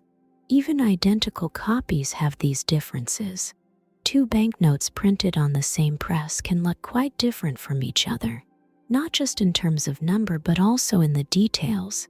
This also applies to things other than people. Two banknotes are not two identical worms, buttercups, fish, or dogs. Why does nature need to deviate from the norm? Why does evolution require slight variations in facial features? If you conquer the space of soldiers, why not death? Death was there from the start along with life. Before that, death didn't exist. For instance, a stone is eternal, but a rabbit is mortal. Death is a characteristic of all living things. Sure, you can color a stone, but that's not what we mean by death.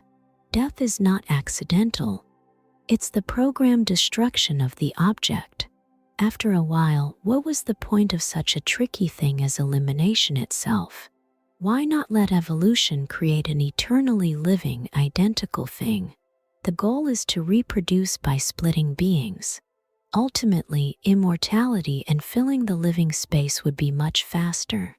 Yes, it would be faster, but it'll be a long, drawn-out process, and it'll be a losing battle. To win while losing strategically, dummies that never change will lose out as they try to expand into the mortal realm and keep up with the ever-changing, constantly learning world around them.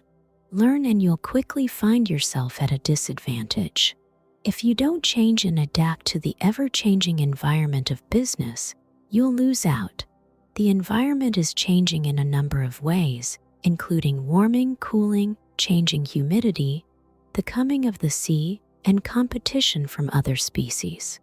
Death gives evolution the chance to quickly change the pieces of the puzzle. One generation, then another, and then a third. Two complete reproductions serve the same purpose. Sexual reproduction is nature's way of doing things. It's a significant boost in diversity, achieved by combining different traits from the father and mother. It's a constant, evolving mosaic, and mutations contribute to this too. Mutations are basically just biological variations. There are always going to be uncertainties in the living world, or simply put, errors in the construction of molecules. The vast majority of mutations in genes are caused by thermal movement of molecules, with only a small number resulting from other factors. Radiation is opaque and genes come from food. Even a small error in the position of a phosphorus atom in a long DNA molecule is a possibility, and it's always there. A microcosm is a microcosm, and we end up with an organism with a new morphological feature. Can you spot it? It's a strange thing. A small change in circumstances can have a big impact on the outcome. The key moment here is when reproduction occurs. So, in addition to the accidents at the micro level, nature has also included death of the two sexes and reproduction of mutations at the macro level. Ultimately, all of this is just a way of increasing diversity. It's all about the diversity of the cybernetic. In cybernetics, diversity is like multiplicity is to mathematics. One of the basic, undefinable concepts of diversity of animal qualities is a tool for coping with changing natural conditions. A set of lockpicks, a constant selection of keys. Today, these forms are seen as beneficial and in demand, but tomorrow's conditions may change and require different forms. Dinosaurs, who were once in cages and in the minority, are now more comfortable and have taken over the planet. Mammals are small and few in number, and they're on the fringes. But now the conditions have changed, and in the new conditions, Large cold-blooded creatures like dinosaurs cannot survive. This led to their extinction, creating opportunities for warm-blooded animals to fill the ecological niches they left behind. And these take over the planet, leaving the main attacking group in tatters. The reserve makes a quick move to get around the obstacle. Diversity is nature's way of having a backup plan, just to be safe. But for evolution to keep moving forward, the population needs to already include those who were once on the outside and are now in demand in the new conditions. Dictatorial totalitarian regimes don't tend to stick around for long because they suppress any opposition. That's what I mean by diversity. When we talk about a unified nation, we're talking about a presence that crushes all enemies.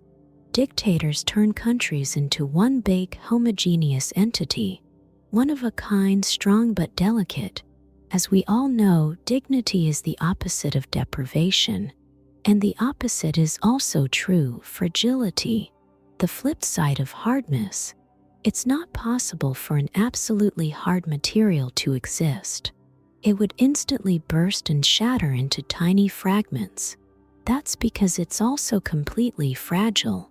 If it were to explode, it would only need a jolt from its own molecules vibrating under the influence of heat.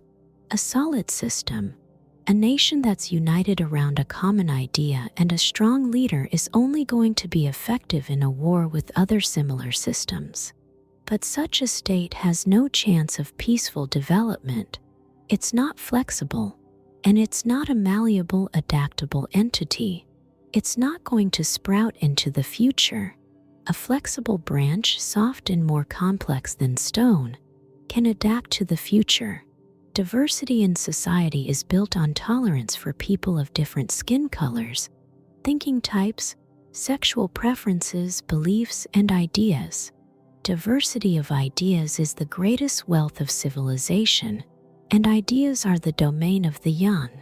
It's the young who drive progress.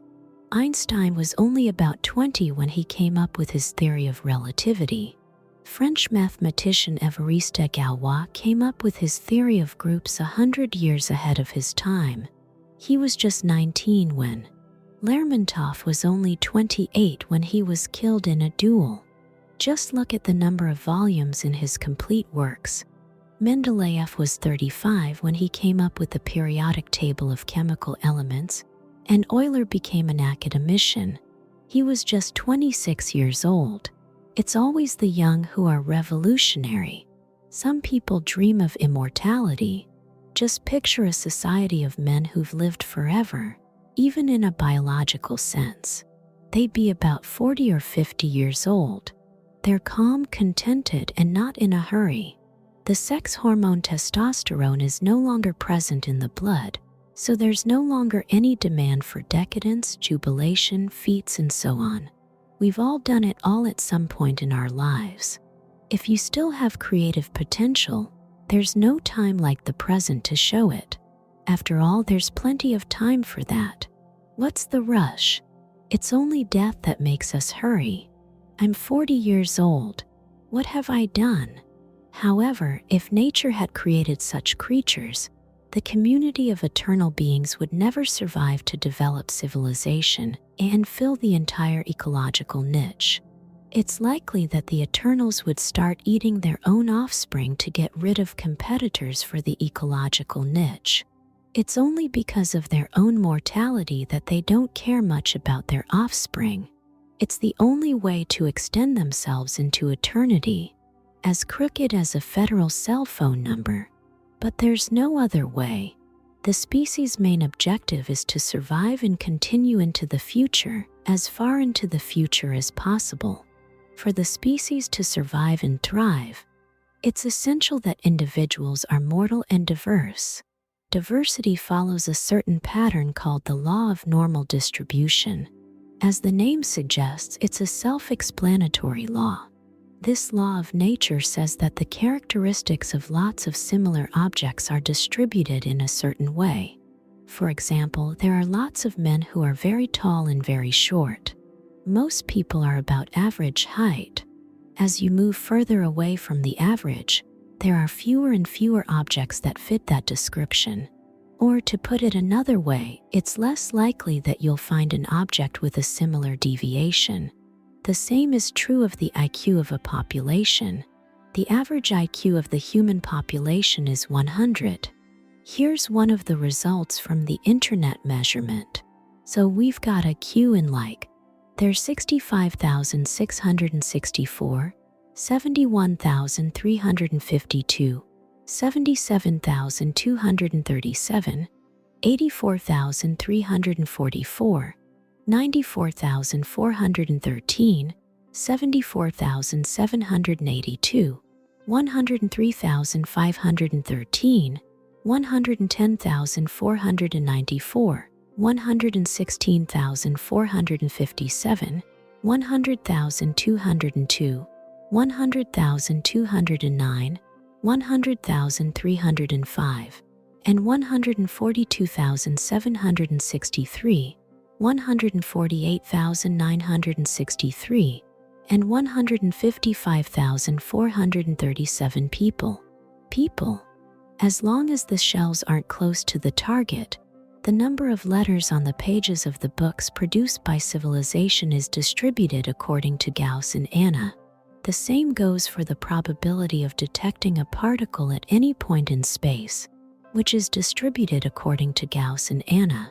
In reality, Gauss's law is simply a reflection of the wave function of the microcosm in the macrocosm, right down to the distribution of blood pressure in the population, and the distribution of the size of balls produced in the ball bearing factory for bearings in engineering, medicine, and other applications.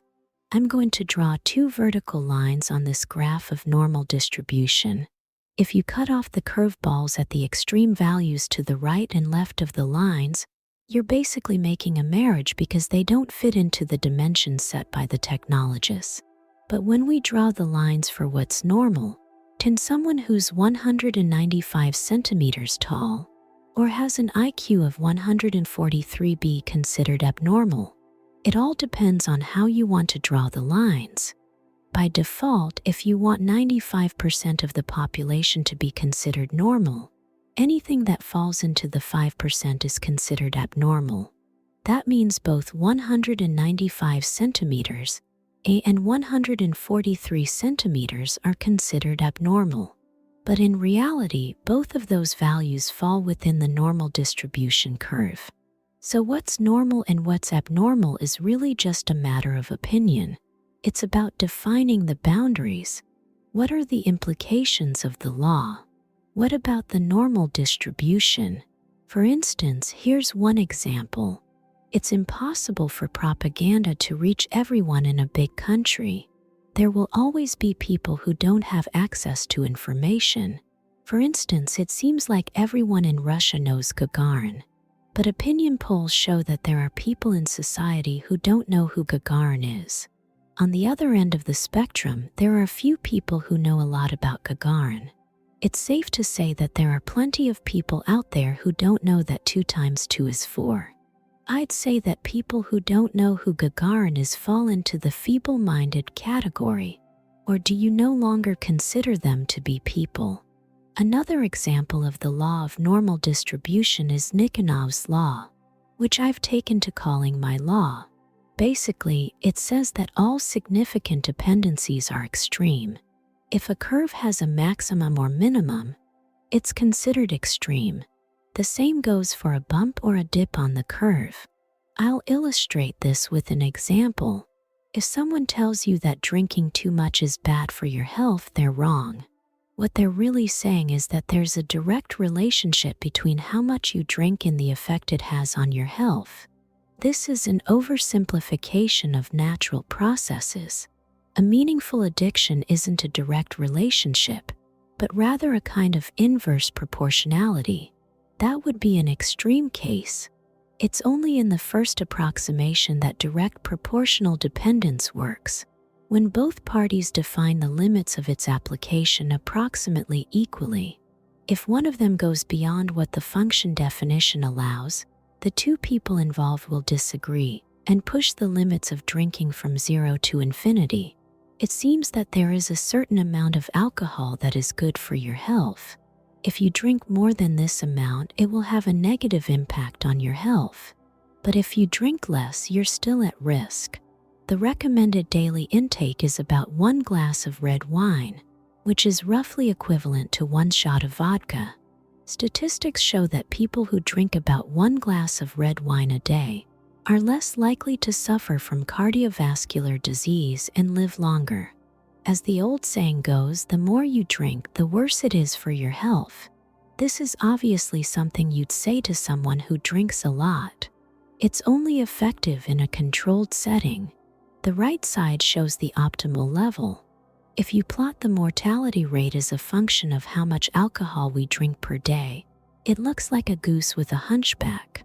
The optimal amount of alcohol to drink is about 30 grams of pure alcohol per day.